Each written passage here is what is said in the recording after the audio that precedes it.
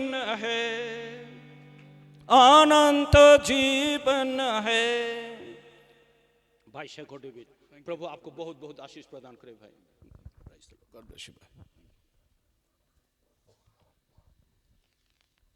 आइए बाइबल पढ़ते हैं जबकि हम खड़े हुए हैं।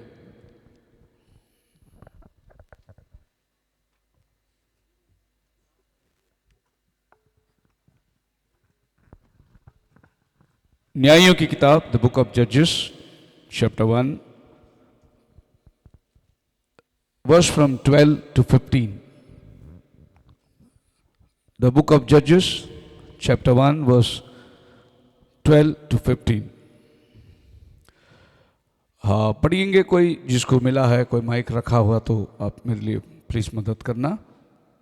तब कालेब ने कहा, जो किर्यत सेपेर को मार के ले उससे मैं अपनी बेटी अक्सा का विवाह कर दूंगा। इस पर कालेब के छोटे भाई कंजी ओत्निएल ने उसे ले लिया और उसने उससे अपनी बेटी अक्सा का विवाह कर दिया। और जब वह ओत्निएल के पास आई तब उसने उसको अपने पिता से कुछ भूमि मांगने को उभारा। फिर वह अपने गधे पर से उतरी। तब कालेब ने उससे पूछा, तू क्या चाहती है? जी। वह उससे बोली, मुझे आशीर्वाद दे। जब तूने मुझे दक्षिण देश दिया है तो जल के सोते भी दे। इस प्रकार कालेब ने उसको ऊपर और नीचे के दोनों सोते दे दिए। खुदावन पढ़े गए वचन को आशीष दे। हम प्रार्थना करेंगे। स्वर्गीय पिता, आज सुबह के समय फिर एक बार हम आपके चरणों में आते हैं। बरकत हो प्रभु, आसमान के जरों के खोलकर तूने हमें आशीष दी है और आज भी आशीष देगा। ये दूसरे दिन सभा को तेरे हाथों में समर्पित करते हैं। बोलने वाले हम नहीं प्रभु, तेरा वचन बात करे। हम तो सिर्फ एक माटी के पुतले हैं जो यहाँ खड़े हैं प्रभु, लेकिन तू इस औजार को इस्तेमाल करता है और आज भी तू करेगा, ये हमारा पूरा विश्वास है। हर सुनने वाले के कान की खतना हो ताकि वचन उनके हृदय में वास करे। खुदा बाप, आज ये दोनों सभाओं को तेरे हाथों में समर्पित करते हैं। इस तमाम इंतज़ाम के लिए जो भी यहाँ पर कार्य दूर दूर से लोग आए हैं प्रभु, हर एक भाई बहनों को तो आशीष कर। खुदावन, हम धन्यवाद देते हैं कि अपनी कीमती समय निकाल कर ये तेरे वचन के आदर के लिए आए हैं। वे खालियात ना जाए परंतु तेरे आशीषों से भर जाए। सारा महिमा गौरव तुझको देते हैं। दुआ प्रभु यीशु के नाम में मांगते, सुन और कबूल कर, आमीन। हम बैठ सकते हैं।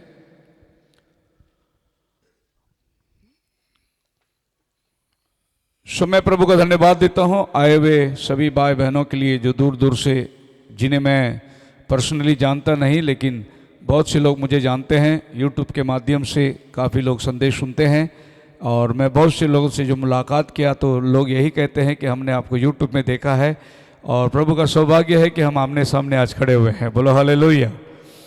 और भी बहुत से लोग आना चाहें, कहीं असुविधा के कारण हम नहीं उन्हें बुला पाए, लेकिन जो हाजिर है, कहते हैं कि जो हाजिर है वो वजीर है। सो आप हाजिर है, आप आज के राजा है, आप वजीर है। हालेलुया। सभी पासबानों के लिए मेरा मनपूर्वक आमंत्रण, धन्यवाद कि आप लोग आए हमें सुनने के लिए। सभी विश्वासी भाई बहनों के लिए खुदावन आपको बड़ी आशीष दे। उम्मीद करता हूं कि ये दो सभा के अंदर कल के दिन मैंने गॉस्पेल प्रचार किया था, सुसमाचार, जिसमें मैंने कुछ विषय बपतिस्मा का भी लिया था। बपतिस्मा तो हमारा प्राधान्य है, प्रमुख विषय है, लेकिन साथ ही साथ प्रकाशन जो है, रेवलेशन, ये भी हमारे लिए सबसे महत्वपूर्ण की किताब है। अगर बाइबल पढ़ते हैं और वो रिवील नहीं होता तो बाइबल सिर्फ एक कहानी की किताब है आपके लिए। बाइबल को समझने के लिए प्रकाशन, पवित्र आत्मा का अनुग्रह, क्योंकि प्रभु यीशु मसीह ने कहा जब पवित्र आत्मा आएगा वो तुम्हें सारी बातों को सिखाएगा। हालेलुया। आज सबसे बेस्ट टीचर जो आपको सिखा सकता है वो पवित्र आत्मा है। आमीन। पवित्र आत्मा को ही प्रभु ने आज आपके और मेरे लिए शिक्षक के रूप में दिया है। जब पवित्र आत्मा आएगा, जो बातें मैंने तुमसे कही इन्हीं में से वो निकाल कर तुमसे कहेगा। जो बातें मैंने तुमसे कही, अब मुझे बहुत सी बातें कहना है पर तुम समझ नहीं सकते, लेकिन जब आत्मा आएगा वो तुम्हें सारी बातें समझाएगा। क्यों मैं आज तुम्हें नहीं समझा सकता? क्योंकि जब मैं तुम्हें आज समझाऊं तुम अपने बुद्धि से समझ नहीं पाओगे, लेकिन जब पवित्र आत्मा तुम्हारे अंदर आएगा वो तुम्हें सारी बातें समझाएगा। इसीलिए पवित्र शास्त्र समझने के लिए बाइबल कॉलेज की जरूरत नहीं है, पवित्र आत्मा की जरूरत है। हालेलुया। थियोलॉजी की जरूरत नहीं है, नियोलॉजी की जरूरत है, तब आप बाइबल को समझ पाएंगे। कई लोग बाइबल को कथा कहानियों के रूप में पढ़ते हैं। बाइबल पढ़ने से कोई आदमी क्रिश्चियन नहीं बन सकता। अगर ऐसा होता तो राजीव गांधी भी बाइबल पढ़ा, सोनिया गांधी भी बाइबल पढ़ा, राहुल गांधी भी बाइबल पढ़े, ये मसीही नहीं बन सकते। बाइबल को खुलना जरूरी है, बाइबल रिवील होना जरूरी है, वरना बाइबल तो बहुत लोग पढ़ते हैं हिस्टोरिकल किताब के रूप में, लेकिन आप और हम जो बाइबल पढ़ते हैं खुदा का वचन के रूप में पढ़ते हैं हम लोग। हालेलुया, कि खुदा हमसे बात कर रहा है। मैं हमेशा बाइबल पढ़ने के विषय में कहने के टाइम एक छोटा सा बात बताता हूं जो लोगों को समझने के लिए बहुत आसान होता है। कई लोग सवेरे उठ के बाइबल पढ़ते हैं अपने राशि समझ के कि आज का दिन कैसा होगा, और अभी इतना आसान हो गया है कि कैलेंडर में भी हर तारीख का एक वचन होता है। तो बाइबल पढ़ने को टाइम नहीं तो लोग कैलेंडर का आज का वचन पढ़ के चले जाते हैं। छोटा सा एक वचन होता है वो पढ़ लेते, बोले आज का बाइबल पढ़ लिया हमने। किसी आदमी ने इसी तरह बाइबल सवेरे सवेरे खोल दिया और उसको वो वचन मिला जहां लिखा हुआ था और यहूदा जाके फांसी लेके मर गया। उसको बहुत बुरा लगा, सवेरे सवेरे फांसी लेके मरने का वचन मिला, बहुत बुरा मजा।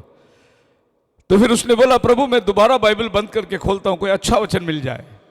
उसने दोबारा बाइबल बंद करके खोला तो वहां पर वचन मिला, जा तू भी ऐसा ही कर। फिर उसने बाइबल बंद कर दी, बोली आज का दिन बहुत बुरा है। एक तो फांसी लेके मरने का वचन, दूसरा तू भी ऐसा ही कर। तो हर बात 3 में गिनी जाती है। तो उसने तीसरी बार बाइबल बंद करी और कहा कि प्रभु अच्छा वचन मिले।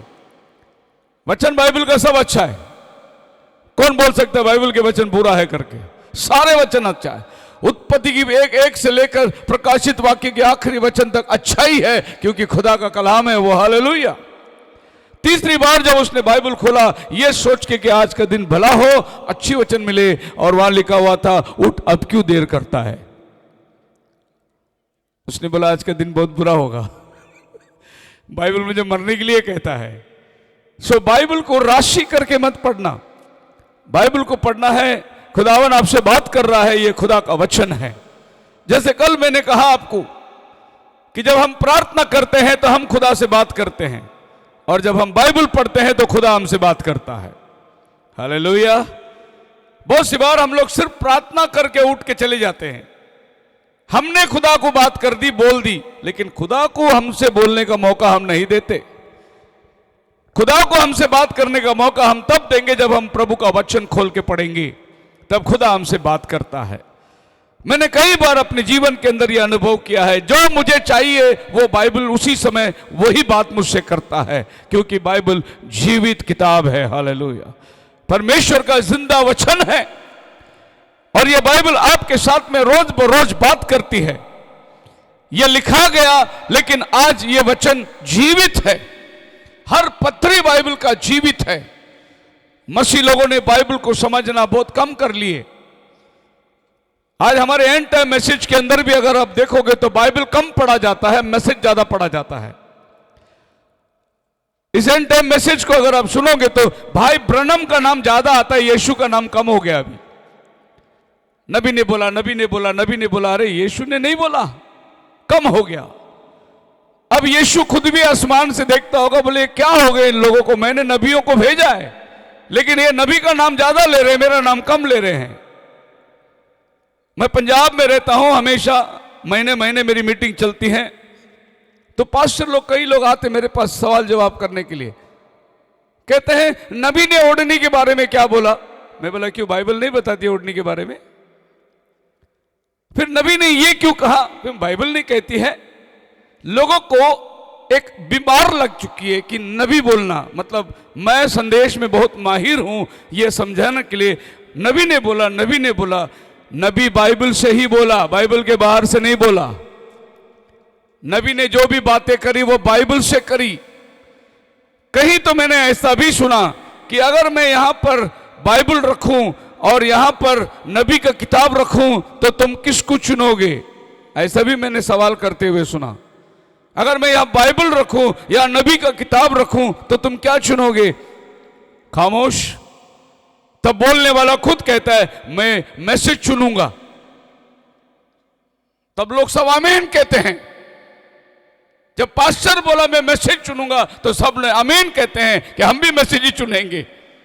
अगर यही सवाल मुझसे पूछोगे तो मैं बोलूंगा मैं पहला बाइबल चुनूंगा। हालेलुया। क्योंकि मैसेज बाइबल से निकला है, बाइबल मैसेज से नहीं निकला। आपको चुनना आना चाहिए कि आप क्या चुन रहे हैं। हालेलुया। सो नबी का संदेश बाइबल से निकला है बाहर। नबी बाइबल के बाहर बात कभी नहीं किया। लेकिन लोगों का कहना है, आज जो बातें मैं आपके सामने रखने जा रहा हूं इसी विषय के ऊपर रखने जा रहा हूं। बाइबल क्या है और मैसेज क्या है। हर युग के अंदर प्रभु ने एक संदेश को भेजा था। आप यहूदा की किताब को पढ़िए खोलकर, पहला अध्याय का 14 वचन पढ़ेंगे। The book of Jude. Enoch ने भी जो आदम से 7वीं पीढ़ी में था जी, इनके विषय में यह भविष्यवाणी की। हनोक ने भी जो आदम से 7वां पीढ़ी में था इनके विषय में भविष्यवाणी करी। हनोक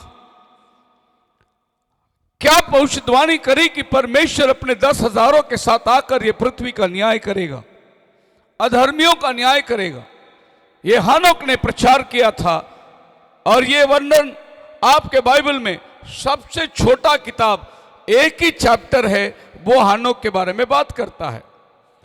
अभी आप उत्पत्ति में आ जाएंगे, जेनेसिस में आ जाएंगे और उत्पत्ति में आप पढ़ेंगे उसका 5 अध्याय। और बाइबल क्या कहती है हनोक के बारे में, उसका आप पढ़ेंगे 21, 22। जब हनोक 65 वर्ष का हुआ, हाँ जी, तब उससे मतुसेलाह का जन्म हुआ। हाँ जी। मतुसेलाह के जन्म के पश्चात हनोक 300 वर्ष के तक परमेश्वर के साथ साथ चलता रहा और उसके और भी बेटे बेटियां उत्पन्न हुई। हाँ जी। इस प्रकार हनोक की कुल आयु 365 वर्ष की हुई। अच्छा हनोक परमेश्वर के साथ साथ चलता था जी। फिर वह लोप हो गया जी। क्योंकि परमेश्वर ने उसे उठा लिया। अभी आपने यहूदा की पत्री में जो बातें पढ़ी थी, हनोक ने कहा, वो उत्पत्ति में कहां दिखाओगे मुझे? किसी के पास कोई भी ऐसी, किसी के बैग में है मैसेज बुक है? किसी के बैग में कोई भी मैसेज बुक प्रॉफिट का?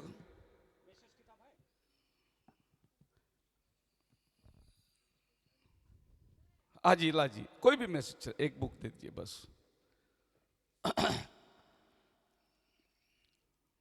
थैंक यू ब्रदर, मैं दे दूंगा आपको मीटिंग के बाद। सो हनोक ने, सुनिए, मैं आपको कुछ गहराई में लेके जाना चाहता हूं। कल हम गॉस्पेल देखे थे। हनोक ने जो बातें लिखी थी वो बातें उत्पत्ति में आपको नहीं मिलता, लेकिन यहूदा के पास में वो बातें थी। और यहूदा कहता है कि हनोक ने भी ये कहा था। आप इंटरनेट में जाओगे तो आपको मिलेगा द बुक ऑफ हेनोक, हनोक की किताब मिलेगी आपको, जो बाइबल में जोड़ा नहीं गया, उस सेपरेट रखा गया है। लेकिन इसकी बात बाइबल में जुड़ी हुई है।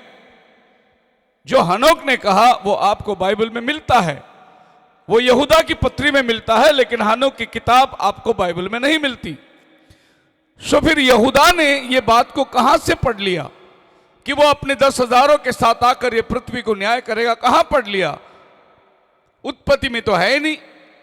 जब मूसा जेनेसिस को लिखा उसने हनोक के बारे में और कोई जिक्र नहीं किया, खाली कहा वो प्रभु के साथ साथ चलता था और लोप हो गया, इतना ही बात लिखी है।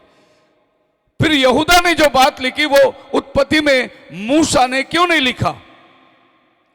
इसका मतलब हनोक की एक किताब थी और इस किताब को पढ़कर यहूदा ने अपनी पत्री में लिखा। वो मूसा की किताब को पढ़कर नहीं लिखा, वो हनोक की किताब को पढ़कर लिखा। इसका मतलब हनोक की किताब बाइबल के बाहर है, बिल्कुल एक अलग किताब है।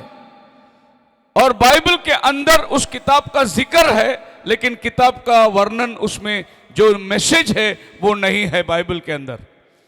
मतलब हानोक ने अपने समय के लोगों को जो लिखना था वो लिख दिया।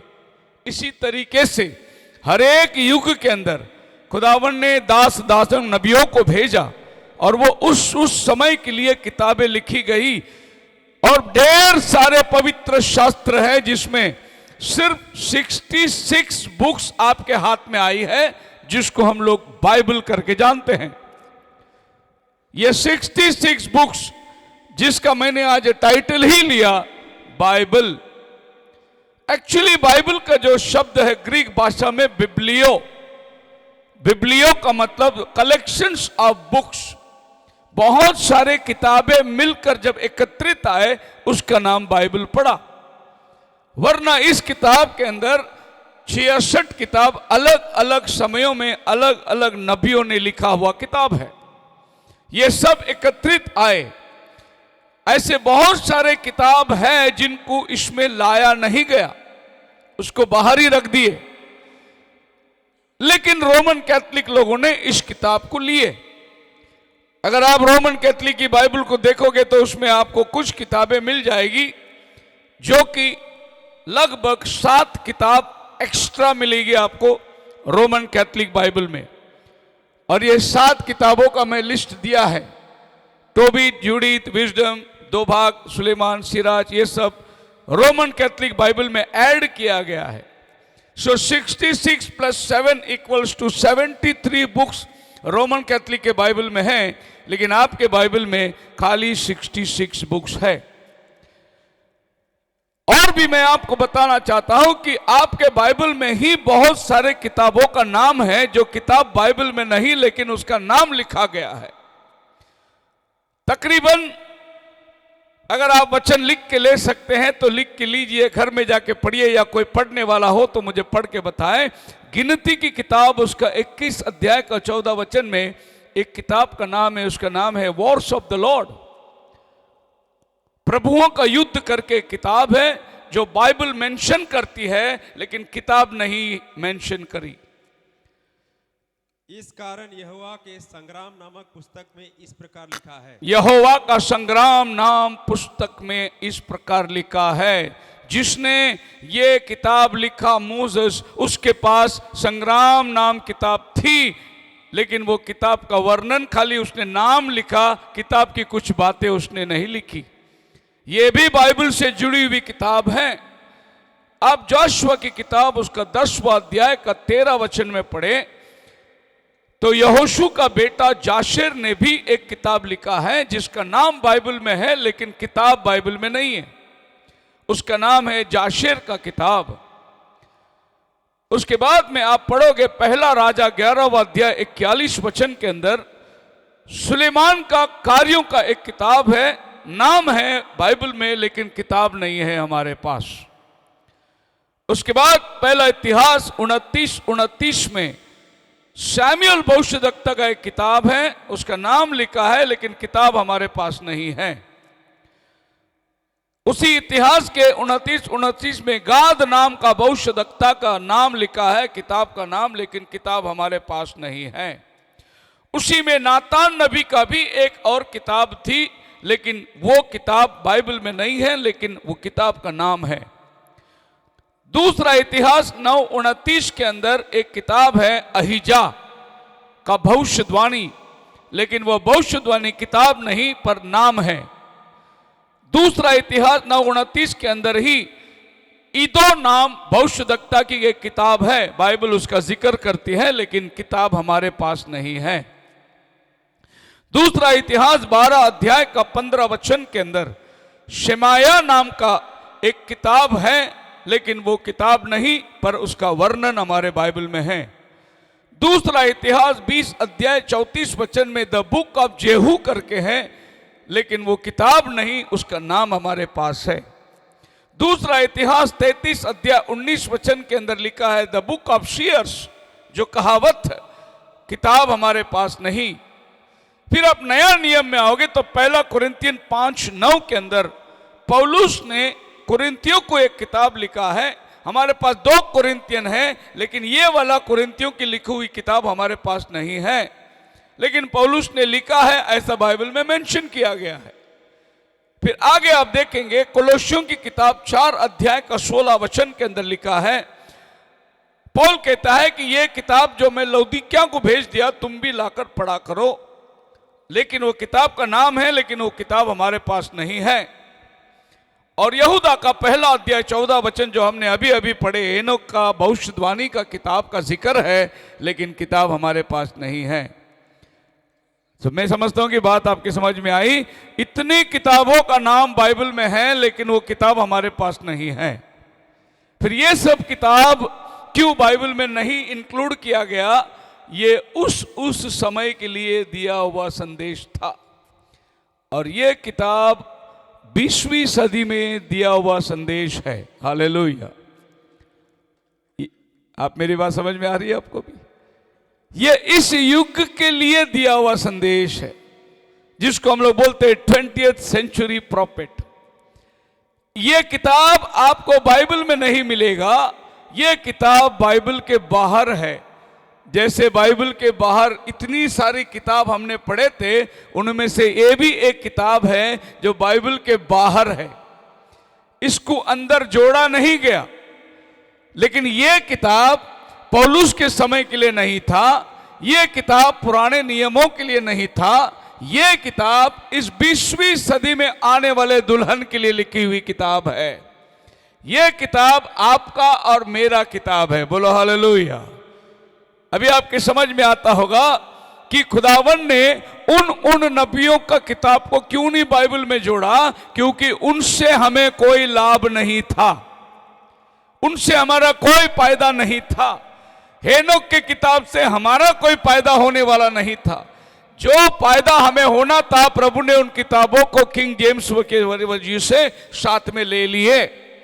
ये बाइबल आपके हाथ में 66 किताब बनकर आई। ये सिर्फ 1500 सदी में आई, जब किंग जेम्स ने इनको एकत्रित करके 100 स्कॉलर लोगों को बिठाकर इसे लिखवाया, एकत्रित किए गए, इसको स्टडी किए गए, तब ये किताब आपके पास में बस 500 साल पहले ये किताब एकत्रित आए बाइबल के नाम पर। वरना पौल और हमारे प्रेरित लोग जो थे, उसके हाथ में भी किताबें अलग अलग थी, एकत्रित यह किताब आई नहीं थी।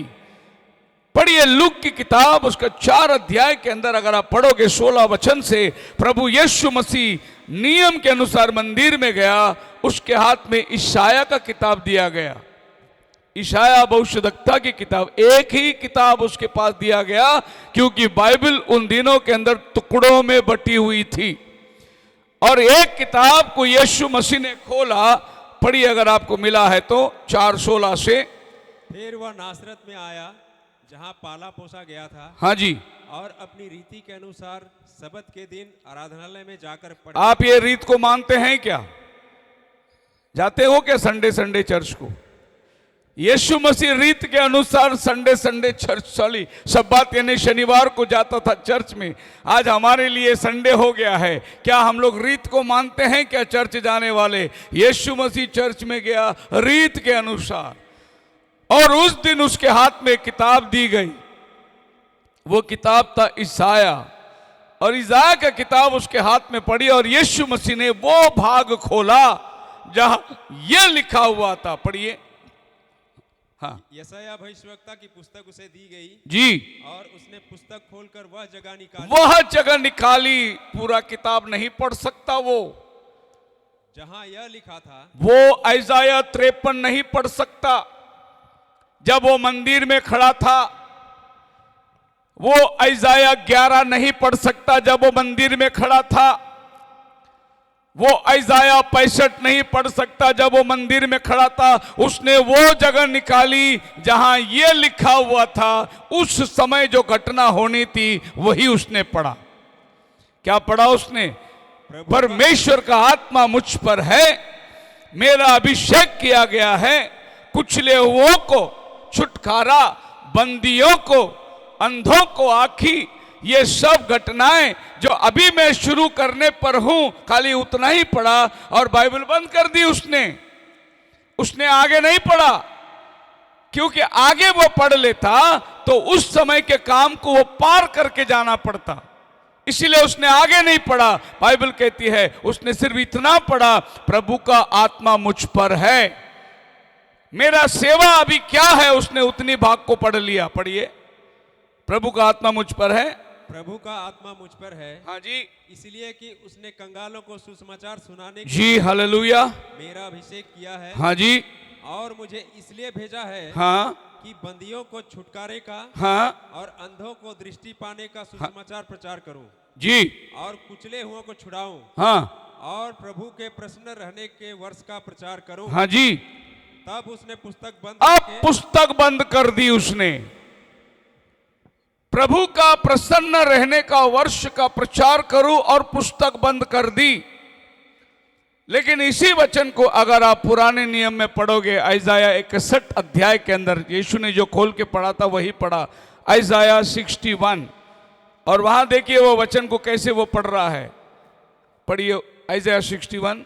प्रभु यहोवा का आत्मा मुझ पर है, हाँ जी, क्योंकि यहोवा ने सुसमाचार सुनाने के लिए जी, मेरा अभिषेक किया, जी, और मुझे इसलिए भेजा है जी, कि खेदित मन के लोगों को शांति दूं, हाँ जी, कि बंदियों के लिए स्वतंत्रता का और कैदियों के लिए छुटकारे का प्रचार करूं, हाँ जी, कि यहोवा के प्रसन्न रहने के वर्ष का, यहोवा का प्रसन्न रहने का वर्ष का, हमारे परमेश्वर के पलटा लेने के दिन का प्रचार करूं। प्रभु यीशु मसीह ने जब ऐसाया पढ़ा तो आधा ही वचन पढ़ा, आधा वचन छोड़ दिया उसने। यहोवा का प्रसन्न रहने का वर्ष का प्रचार करूं, और पलटा लेने का बात उसने पढ़ी नहीं, किताब बंद कर दिया उसने। अब आप देखिए पुराना नियम में ये एक ही वचन है, लेकिन यीशु ने आधा वचन पढ़ा, आधा वचन छोड़ दिया। क्यों आधा वचन छोड़ा? क्योंकि वो उस समय पलटा लेने के लिए नहीं आया था, वो खाली खुश खबर देने के लिए आया था। हालेलुया। फिर आधा वचनों कब पूरा करेगा? आप जब वो अपने दुल्हन को ले जाएगा आसमान पर रैप्चर में, फिर जब वो धरती में आएगा पलटा लेने के लिए, तब ये वचन पूरी होगी। तो प्रभु यीशु मसीह अपने पहले आगमन में दूसरा काम नहीं पढ़ा, सिर्फ उसी दिन का काम को पढ़ लिया। आप मेरे साथ हो, बोलो हालेलुया। सो बाइबल पढ़ना कैसा, ये बहुत जरूरी है। अब यीशु मसीह ने वो भाग नहीं पढ़ा जो वो दूसरे आमद में होने वाली थी। दूसरे आमद भी नहीं कह सकते, क्योंकि पहली आमद में वो आया उद्धार कराने, दूसरी आमद में वो आएगा जगत का न्याय करने। इसके बीचों बीच वो एक बार आता है, वो सीक्रेट कमिंग है, खाली अपने दुल्हन को ले जाने के लिए आता है। हम बहुत सी बार बोलते प्रभु का दूसरा आमद हमारे लिए नहीं है, क्योंकि दूसरे आमद को जब वो आता है हमें वो स्वर्ग में रख के आता है नीचे। सो वो पहली आमद और दूसरी आमद के बीच में एक गुप्त आमद है, वो केवल अपने दुल्हन के लिए है, वो दुनिया वालों के लिए नहीं है। बोलो हालेलुया। सो प्रभु ने आधा वचन पढ़कर, आधा वचन से किताब बंद करके दे दिया नौकर के हाथ में। यीशु बैठ गया, सबकी नजर उस पर लगी थी। बाइबल यही कहता है कि सब उसको देख रहे थे, ये कौन है भाई? इस वचन को पढ़ लिया कि प्रभु का आत्मा मुझ पर है, सबकी नजर उस पर लगी हुई थी, क्योंकि सबको मालूम था ये कारपेंटर का बेटा है, इसकी माता मरियम हमारे साथ, इसकी बहनें हमारे साथ रहती हैं, ये नाजरत का पला हुआ है, और हम ये भी जानते हैं ये बिन बाप का पैदा हुआ है, बिना शादी के रिश्ते में आया, ये भी हम जानते हैं। और इसने ये किताब को क्यों पढ़ लिया? जब सबकी नजर उस पर लगी थी, तब यीशु ने दोबारा कहा, आज यह लेख तुम्हारे देखते देखते पूरा हो गया। हालेलुया। कौन सा लेख? जितना मैंने पढ़ा उतना पूरा हुआ, जो मैंने पढ़ा नहीं वो अभी नहीं पूरा होगा, वो मेरे दूसरे आमद में पूरा होने वाला है, वो पलटा लेने का समय होगा। बोलो हालेलुया। आप मेरे साथ हैं? पढ़िए लूक की किताब, उसकी पहली अध्याय का 17 वचन में यूहन्ना बपतिस्मा देने वाले के जीवन में बाइबल क्या कहती है। लूक का 1:17। वह एलिया की आत्मा और सामर्थ में होकर जी उसके आगे आगे चलेगा, हाँ जी, कि पितरों का मन बाल बच्चों की ओर फेर दे, हाँ और आज्ञा ना मानने वालों को धर्मियों की समझ पर लाए, पितरों का मन बाल बच्चों की तरफ फेर दे और आज्ञा ना मानने वालों का। लेकिन यह वचन ऐसा नहीं है। आपको यह वचन पूरा पढ़ना है तो मलाकी 4 अध्याय का 5 वचन पढ़िए, आपको पूरा वचन मिलेगा। क्या मिलेगा वहां पर? पितरों का मन पुत्रों की तरफ और पुत्रों का मन पितरों की तरफ। लेकिन यहां पर आधा वचन लिखा हुआ है, आधा वचन निकाल दिया गया है। लूक की 1:17 और मलाकी 4 का 5 मिला के देखिए, दोनों भी एक ही वचन है, लेकिन आधा वचन लिखा है, आधा वचन निकाल दिया गया है। आपकी बात समझ में आ रही है? बोलो हालेलुया। क्यों आधा वचन निकाल दिया गया? क्योंकि यूहन्ना बपतिस्मा देने वाला प्रभु के पहले आमद में आने वाला व्यक्ति था, रास्ता को तैयार करने। उसके बाद में जो काम है पितरों का मन पुत्रों की तरफ मोड़ना, वो काम दूसरा भविष्यवक्ता प्रभु के दूसरे आमद के पहले रास्ता को सुधारने के लिए आएगा, उसके बारे में लिखा है। इसलिए जॉन के विषय में वो वचन पढ़ा नहीं गया, वो वचन बाद में छोड़ दिया गया है। इसलिए जॉन के विषय में लिखा है केवल पितरों का मन पुत्रों की तरफ। अगला वचन, अगला शब्द बाइबल में नहीं लिखा है, काट दिया गया, क्योंकि जॉन सिर्फ आधा ही काम करने आया था। आधा काम कौन करेगा? 20वीं सदी का भविष्यवक्ता भाई विलियम ब्रनम वो आधा काम करने वाला है, जो रास्ता सुधारने के लिए आया। अगर आप इसको इंग्लिश में पढ़ोगे तो जॉन का काम था प्रिपेयर, और 20वीं सदी का भविष्यवक्ता का काम था रिपेयर। सो प्रिपेयर और रिपेयर के अंदर फर्क क्या है? प्रिपेयर का मतलब जहां रास्ता था ही नहीं वहां रास्ता बनाना, उसको प्रिपेयर कहते हैं। और रिपेयर का मतलब बनाया हुआ रास्ता जो बिगड़ गया उसका सुधारना, उसको रिपेयर कहते हैं। सो भाई ब्रनम रिपेयर करने के लिए आया और जॉन प्रिपेयर करने के लिए आया। दोनों सेवा में फर्क है या नहीं? हालेलुया, बोलिए हालेलुया। पंजाब में बहुत अच्छा हालेलुया बोलते हैं, लंबा हालेलुया बोलते हैं, हालेलुया। सो मैं पंजाब में जब भी मीटिंग करता हूं तो मैं लोगों को बोलता हूं एक काम करेंगे, तुम्हारा लंबा हालेलुया को आधा आधा करेंगे। मैं हल्ले बोलेगा, तुम लुया बोलना है। तो मैं लोगों को बीच बीच में बोलता हूं हल्ले हल्ले हल्ले। पूरा मीटिंग हम इसी तरह बने रहेंगे ताकि आप भी सोएंगे नहीं, और जब आपका हल्ले कम हो जाएगा लूया तो मैं अपना हल्ले कम कर दूंगा, समझ जाऊंगा कि टाइम मेरा अभी खत्म हो चुका है। बोलो हालेलुया। सो मसीह में मेरे प्रिय लोगों, बाइबल पढ़ना यह बात को जरूरी है कि कितना अब तक हो चुका है, कितना बाकी है, यह समझ के अगर आप बाइबल पढ़ोगे तो बाइबल आपको रेवलेशन बन जाएगा, वरना बाइबल आपको कहानी की किताब के समान ही रहेगा। सो ये बाइबल इस किताब को 29, 39 और 27 के रूप में बंट गया है, और कुछ बातें पीछे की तरफ में और कुछ बातें आने वाले समयों के लिए बाइबल में एकत्रित किया गया है। सो मसीह में मेरे प्रिय लोगों, संदेश का विषय को लेंगे। कालेब ने कहा जो शेपेर किरजात नाम शहर को जीतेगा उसको मैं मेरा बेटी का हाथ दूंगा। अब मूसा मिस्र देश में से लोगों को बाहर निकाल के ले आया, और मूसा एक सर्टन जगह में आने के बाद में प्रभु ने मूसा को बोला तू चल अभी, और उसको पहाड़ पर ले गया और कनान देश दिखाया।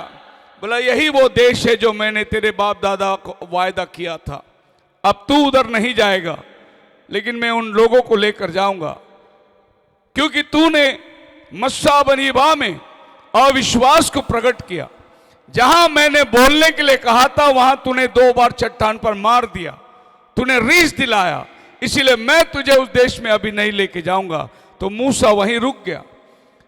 जोशुआ उसका नेक्स्ट लीडर आगे लेके जाता है, और जोशुआ ने यॉर्दान पार करके उनको सबको अपना जमीन बांट के दे दिया। जिस तरीके से मूसा ने कहा था वैसे सबको जमीन मिल गई। अब अपने अपने जमीन में लोग बैठे हुए हैं। यह समय की घटना है कि वो अपनी बेटी का हाथ कालेब देना चाहता था, लेकिन जो आदमी शहर जीतेगा उसको मैं अपना बेटी का हाथ दूंगा। इस तरीके से प्रभु ने कहा कनान देश में तुम्हें लड़के लेना है, यहां तक मैंने तुमको लेकर आया।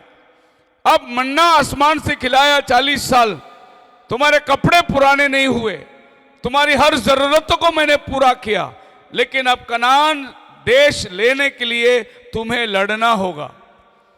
और इसी में अगर आप पढ़ोगे जोशुआ की किताब में एक ऐसा संदर्भ आता है कि 7 लोगों को जमीन मिल गई, 7 गोत्रों को, और 5 गोत्र कुछ बाकी था, उनको जमीन मिली नहीं।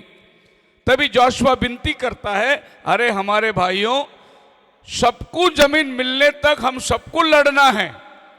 क्या होता था, अभी मान लो नप्ताली को जमीन मिल गई तो नप्ताली अपने परिवार के साथ जमीन में बैठ गया, दूसरा आदमी जमीन लेने को जा रहा है, ये लड़ाई को नहीं जा रहा है। ऐसे लोग जो है 7 गोत्रों को आसपास जमीन मिल चुकी थी, 5 को बाकी था।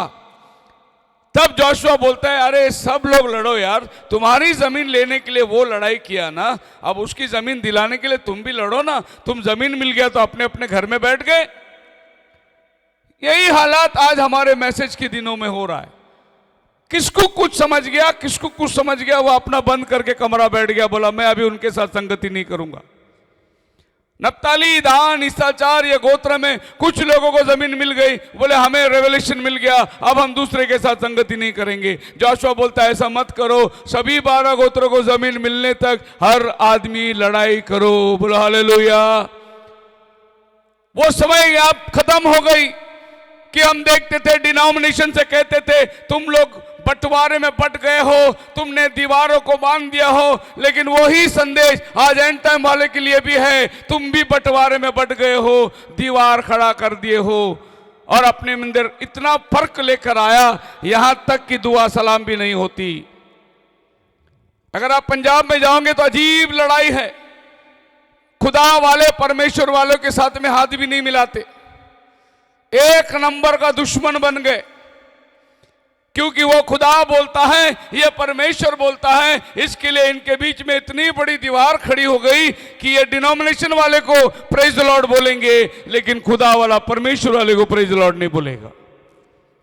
ये दीवार कहां लाके तुमने खड़ा कर दिए? इस मैसेज के अंदर। यह मैसेज आया दुल्हन के लिए, और दुल्हन को बांटने के लिए मैसेज नहीं आया, दुल्हन को एकत्रित करने के लिए मैसेज आया था। लेकिन हमने उस मैसेज को लेकर टुकड़े टुकड़े बंटवारे में बट गए, और इतना कड़क, इतना मजबूत डिनोमिनेशन बन चुका है एंड टाइम मैसेज कि एक Pentecostal, the Pentecostal, United Pentecostal, Ceylon Pentecostal, Indian Pentecostal, ये सब एक साथ आ सकते हैं, लेकिन एक मैसेज वाला दूसरे मैसेज के साथ एक साथ नहीं आ सकता। CNI ग्रुप के अंदर सेंट थॉमस चर्च आ जाएगा, बैप्टिस्ट चर्च आ जाएगा, और बहुत सारे सेंटों का चर्च है, ये सब CNI के छतरी में आ जाएंगे, लेकिन एंड टाइम वाला कभी भी एक छतरी में नहीं आएगा। इतने बंटवारे में शैतान ने बांट दिया है लोगों को, और हमारी दुआ सलाम भी खत्म हो चुका है। जबकि तुम्हारे पास भी एक ही नबी है, हमारे पास भी वही नबी है, फिर हम दोनों आपस में मिलते क्यों नहीं? हमारे अंदर दीवारों को खड़ा कर दिया गया है। और पौल कहता है जो सबसे बड़ी दीवार थी वो अन्य जाति और यहूदियों की दीवार थी। इफिसियों की 2 और 3 अध्याय के अंदर आप पढ़ के देखिए, यीशु मसीह ने दीवार को गिरा दिया और अन्य जाति और यहूदियों को एक ही देह में मिलास कर दिया। हालेलुया। जब यीशु मसीह ने इतना बड़ा दीवार को गिराया, आज हम कौन होते दीवार को बनाने वाले? तमाम मैसेज वाले लोग एक अगर हो जाए तो डिनोमिनेशन की मजाल नहीं खड़े रह सकते आपके सामने, लेकिन हम बंटवारे में बट गए। और ये सबसे बड़ी पॉलिसी है। इवन ब्रिटिश लोगों की पॉलिसी क्या थी? बांटो और राज्य करो, डिवाइड एंड रूल। ऑलरेडी ये लोग जाति में बटे हुए हैं, ऑलरेडी ये लोग ऊंचे नीचे में बटे हुए हैं, और वो लोग राज्य करते थे। आज अंग्रेज चला गया, देश को आजादी मिलकर 70 साल हो गए, लेकिन एंड टाइम मैसेज वालों को अभी तक आजादी मिला नहीं। डिवाइड एंड रूल का पॉलिसी, कोई कनाडा के साथ जुड़ा हुआ है, कोई वॉइस ऑफ गॉड के साथ जुड़ा हुआ है, कोई जर्मनी के साथ जुड़ा हुआ है, और ये वहां बैठकर इन हिंदुस्तानी भाइयों के ऊपर कब्जा करके रूल कर रहे हैं। हम लाखों किलोमीटर दूर रहने वाले की बात मानते हैं, इधर पड़ोस में रहने वाले भाई को प्रेम नहीं कर सकते। ऐसी नौबत आज इस संदेश के अंदर आ चुका है। अगर आप मेरे से सहमत है तो एक जोर का हालेलुया बोल के दिखाइए। जो मैं बोल रहा हूं ये हकीकत में बोल रहा हूं, और यह सच्ची मजबूत बीमारी है, और मैं बोलने से पीछे नहीं हटता, क्योंकि मेरा बॉस अमेरिका में नहीं बैठा है, मेरा बॉस स्वर्ग में बैठा है, मेरा प्रभु यीशु मसीह। मैं किसी के साथ जुड़ा नहीं हूं, मैं किसी को अपना वो गुरु मानकर बिठाया नहीं हूं। मैं खड़ा हूं प्रभु के वचन पर, और इन दिनों के अंदर भेजा हुआ नबी के संदेश को पकड़ के खड़ा हूं। हमें कहीं अमेरिका को देखकर वचन आने की जरूरत नहीं है। नबी ने जो देना था अपनी किताब में दे के रखा है, हालेलुया। पर लोगों ने इसको अपने अपने तौर तरीके से मान लिया। हम जब गांव में थे, हमारे मामा जी हमको एक कहानी बताए थे, बहुत अच्छी कहानी है। ये लोग खेतों में काम करने जाते थे और अपना खाने का जो पोटली है वो पेड़ के तले रखकर खेत में काम करते थे। दोपहर के टाइम आकर अपना खाना खोल के खाते थे, फिर काम करने जाते थे। एक समय ऐसा हुआ, बंदर ने आकर वो खाने को खोल दिया, देखा खाना है, बंदर खूब खाए, और फिर रोज बंदरों की आदत हो गई। ये लोग खेत में काम करने जाते, वो आते पूरे डब्बे खोलकर खा जाते, इधर उधर बिथर के चले जाते, रोज की आदत हो गई। अब इनको रोका कैसे जा सकता? तो हमारे मामा जी बता रहे थे कि हमने एक तरकीब निकाली। उसी तरीके से हमने क्या किया, डब्बे बांधे जैसे हर रोज बांधते हैं, और उसमें हमने मिर्ची की भुक्की रखी, सब पूरे डब्बे में मिर्ची की भुक्की रखी, और उसको वैसे बांधे रखा हुआ, और आसपास में हमने कुछ छड़ियां डाल दी, बंबू की लंबे लंबे छड़ियां। और इसी तरह रोज की तरह बंदर उतर कर आए और डिब्बे खोल दिए, और जिसको हाथ मिला उठा के डाल दिया आंख में। वो सबके आंख में पड़ गई। जब इसके आंख जलने लगी, इसने पकड़ के उसके आंख में डाल दिया, उसने पकड़ के उसके आंख में डाला। अब सबके आंखें जलने लगी तो एक में के ऊपर गुस्सा आया। बाजू में छड़ी तो रखा ही हुआ था, लिए बंबू की छड़ी और एक में की धुलाई करने लगे। इतना मारे आपस में, एक में को ये सोचता उसने मेरे आंख में डाला, ये सोचा इसने मेरे आंख में डाला, इतने घायल हो गए। दूसरा बार वो डिब्बे के पास वो आए ही नहीं। तो शैतान ने क्या किया, हमारे एंड टाइम वाले को इसी तरह डॉक्टर का बुक्की ले आके रख दिया। हमने जैसा समझा ऐसा खा लिए, जलन होने लगी, डंडे लेकर एक में को मारने लगे, और हम लोग अभी डिफरेंट रूप में बढ़ गए। जैसा डिनोमिनेशन बढ़ गया है वैसे हम भी बढ़ गए। क्या ये बात सच है कि नहीं?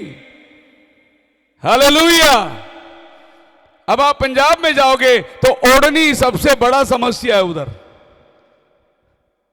ओढ़नी जो नहीं लेता वो ग्रुप अलग, ओढ़नी लेता वो ग्रुप अलग।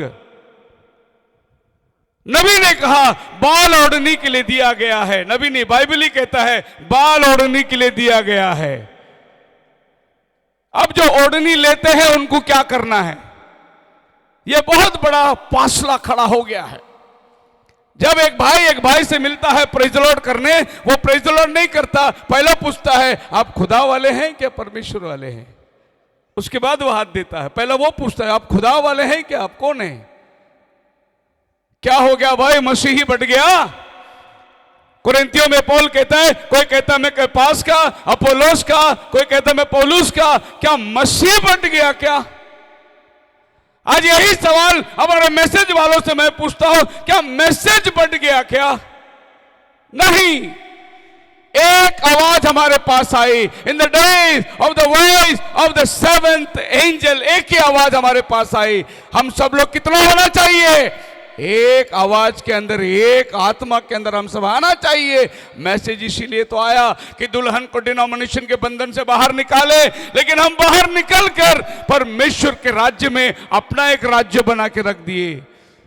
हर एक पास्टर अपना किंगडम को उस किंगडम के अंदर बना के रख दिया, जबकि किंगडम एक ही है। हम सब उस किंगडम के सदस्य हैं, उस किंगडम के वासी हैं, लेकिन हमने अपना। मैं कभी कभी लोगों को बोलता हूं वो मेरा मेंबर है, आप कैसे लेके गए? अरे तेरा मेंबर बना कभी? लहू तो यीशु ने दिया, खरीदा यीशु ने, तेरा मेंबर कब बन गया? मेरा चर्च टूट गया। चर्च मेरा थोड़ी होता, चर्च प्रभु यीशु मसीह का होता है। तूने अपना चर्च कब बना लिया उसको? मसीह में मेरे प्रिय लोगों, अगर बाइबल सही ढंग से ना पढ़े तो इस तरीके के कंफ्यूजन आपके पास आएगा। आप देखिए क्या कहता है कालेब और जोशुआ, ये दो ही आदमी 10 जासूस से अलग रखे खड़े हो गए। 10 लोगों ने बैड न्यूज लेकर आया, 2 लोगों ने गुड न्यूज लेकर आया। कनान वही, फल वही, सब कुछ वही था, लेकिन दोनों का संदेश अलग था। वो 10 लोग आकर कहे देश तो बिल्कुल वैसा है, मद और दूध की धाराएं बहती है। देखो हमने फल भी लेकर आया, कितना बड़ा बड़ा फल है, अंगूर के गुच्छे कंधों पर उठा के लाए, लेकिन क्या करें, हम लड़ा नहीं सकते, हम वहां जा नहीं सकते। वहां के लोग बड़े दानों के समान हैं, कनान वंशी वहां रहते हैं, हम उनके सामने टिड्डी के समान दिखाई देते। A bad report. लेकिन कालेब और जोशुआ अलग खड़े हो गए, बोले हम अभी जाएंगे देश को लेने के लिए। बाइबल कहता है उनमें भिन्न आत्मा थी, हम अभी जाके देश को लेंगे, क्योंकि उनका नजर उन कनान वंशियों पर नहीं था, उनका नजर खुदा के वायदे पर था कि मैं तुम्हें यह देश देने वाला हूं। हम खुदा के वायदे को भूलकर परिस्थितियों को देखने लगे कि हम कैसे जाके लड़ सकते हैं। अरे खुदा ने उनकी हिफाजत को निकाल दिया और वो देश तुम्हें दे दिया है, पर तुम्हें जाकर लड़के वो देश लेना है। यही कनान देश था। अब जोशुआ इनको जमीन दे दी और कहा, कालेब जोशुआ के पास आया, जब 80 के थे, जैसा तू कहता था वैसा मैं तेरे साथ लड़ाई को चला। अब हम लोग हो गए 40 साल वहां, जब मूसा ने बुलाया था 40 साल जंगल, अब 85 का हो गया है। मैं कालेब बोलता है मेरा जमीन मुझे चाहिए। हम दोनों साथ में लड़े, अब मेरा जमीन मुझे चाहिए। तो जोशुआ ने उसका जमीन बांट के दे दिया। अब कालेब की जो लड़की थी उसका नाम था अक्सा। अब उसने एक चैलेंज रखा, जो किरजात नाम शहर को जीतेगा उसको मेरा बेटी का हाथ दूंगा। तो ओत्निएल नाम का एक आदमी आता है वो शहर जीतने के लिए, और वो शहर जीतने का नाम ओत्निएल। अब ये कहता है कि मैं जीतूंगा। तो गया वो ओत्निएल नाम शहर को जीतकर, जब वो आया शेपेर नाम शहर को जीतकर वो आया, तो आपको मालूम है किरजात शेपेर का मतलब है द सिटी ऑफ बुक्स, किताबों का शहर। हालेलुया। थोड़ा अपना विचार को ऊंचा करो। कालेब कहता है जो किताबों का शहर जीतेगा उसको मैं मेरा बेटी दूंगा। आपको मालूम है किताबों का शहर किसके पास है आज? 1100 मैसेज किसके पास है? हालेलुया। 1100 मैसेज। कोई इवेंजलिस्ट हो, कोई पास्टर हो, इतना रिकॉर्डेड मैसेज किसी का नहीं है। किताब वाइज किताब, कैसेट रूप कैसेट, सीडी रूप सीडी, इतना मैसेज रिकॉर्डेड किसी का दुनिया में नहीं है जितना भाई ब्रनम का मैसेज रिकॉर्डेड है। इतनी भाषा में किसी का ट्रांसलेट हुआ नहीं जितना भाई ब्रनम का मैसेज ट्रांसलेट हुआ। यह है किताबों का शहर। हालेलुया। हमारे पास है किताबों का शहर। जो आज अपने आप को मैसेज बिलीवर कहता है उसके पास किताबों का शहर है। उसके घर पे जाइए, आपको अलमारी में मैसेज मैसेज मैसेज मिलेगा। एक ही नबी का मैसेज। बाकी और किताबों में जाओगे, लाइब्रेरी में जाओगे तो वहां भिन्न भिन्न आदमी का किताब मिलेगा, लेकिन मैसेज बिलीवर के घर में जाओ, एक ही आवाज की किताब आपको अलमारी भरा हुआ मिलेगा। किताबों का शहर हमारे पास है। आप बुक स्टॉल में जाओ, इतनी सी अगर किताब किसी ने छापी होगी, उसमें रेवलेशन लिखा होगा, उस किताब का कीमत होगा 100-150 रुपया। और उतनी सारी किताबों के अंदर आप ढूंढ के दिखना, एक भी नबी का संदेश नहीं मिलेगा आपको। लेकिन वहां पर अगर 10 पन्ने का एक किताब भी मिला, उसकी भी कीमत 25 रुपया होगी। लेकिन एक भी नबी का किताब वहां नहीं मिलेगा आपको। हजारों लेखक की किताब मिलेगी, सब में दाम लिखा होगा। एक ही किताब है जिसमें दाम नहीं लिखा हुआ है, वो है नबी का संदेश। हालेलुया। क्योंकि इसको कोई खरीद नहीं सकता, ये दुल्हन का भोजन है। हालेलुया। जैसा प्रभु प्रकाशित में कहा कि दाक मधु का है नहीं, उसका तो हानि मत करना, क्योंकि वो अपने दुल्हन के लिए रखा हुआ है। वाइन प्रभु ने वो अपने लोगों के लिए अलग रखा है। गेहूं और जौ को दाम लगा दिया काले घोड़े वाले ने, लेकिन इसको वो दाम नहीं लगा सकता, क्योंकि ये खुदावन ने अलग करके अपने दुल्हन के लिए रखा हुआ किताब है। एक जोर का अल्लाह, खुदावन का नाम मुबारक हो। किताबों का शहर ओतनीएल जीत कर आया। यहां पर हम क्या देखते हैं कि कालेब यहोवा परमेश्वर के तरफ में खड़ा हुआ है, अक्सा दुल्हन के जगह खड़ी हुई है, और ओतनीएल यीशु मसीह का जगह खड़ा हुआ है। ओतनीएल ने अक्सा को लेने के लिए किताबों का शहर जीत के लाया, वैसे ही प्रभु यीशु मसीह अपने दुल्हन को लेने के लिए नबी का संदेश इन दिनों के अंदर भेजा। ये शहर को जो पकड़ेगा उसको दुल्हन मिलेगा। और आज प्रभु यीशु मसीह क्या देखता है कि वो शहर आपके पास है, आपके पास किताबों का शहर है, दुल्हन का स्थान वो आपको दिया गया है। आगे हम जाते हैं, प्रकाशित वाक्य 20 अध्याय उसका 12 वचन पढ़ेंगे। बाइबल कैसी बटी हुई है उसके विषय में हम लोग बात करते हैं। और दोपहर के बाद यह पूरा 66 किताब में हम यीशु को ढूंढ के निकालेंगे। पूरी 66 बुक में हम यीशु को देखेंगे, वो दोपहर के बाद सेकंड सेशन में। आज मैं ये पहला सेशन में आपको कितनी किताबें हैं उसके बारे में बात करना चाहता हूं। रेवलेशन 20:12 पढ़िए। फिर मैंने छोटे बड़े सब मरे हुओं को सिंहासन के सामने खड़े हुए देखा, और पुस्तकें खोली गई, और फिर एक और पुस्तक खोली गई। पुस्तकें खोली गई मतलब बहुत बुक है वहां पर, बुक्स वर ओपन्ड। एक और किताब खोली गई, एक किताब और खोली गई, उसके पहले बहुत सारे किताबें खोली गई।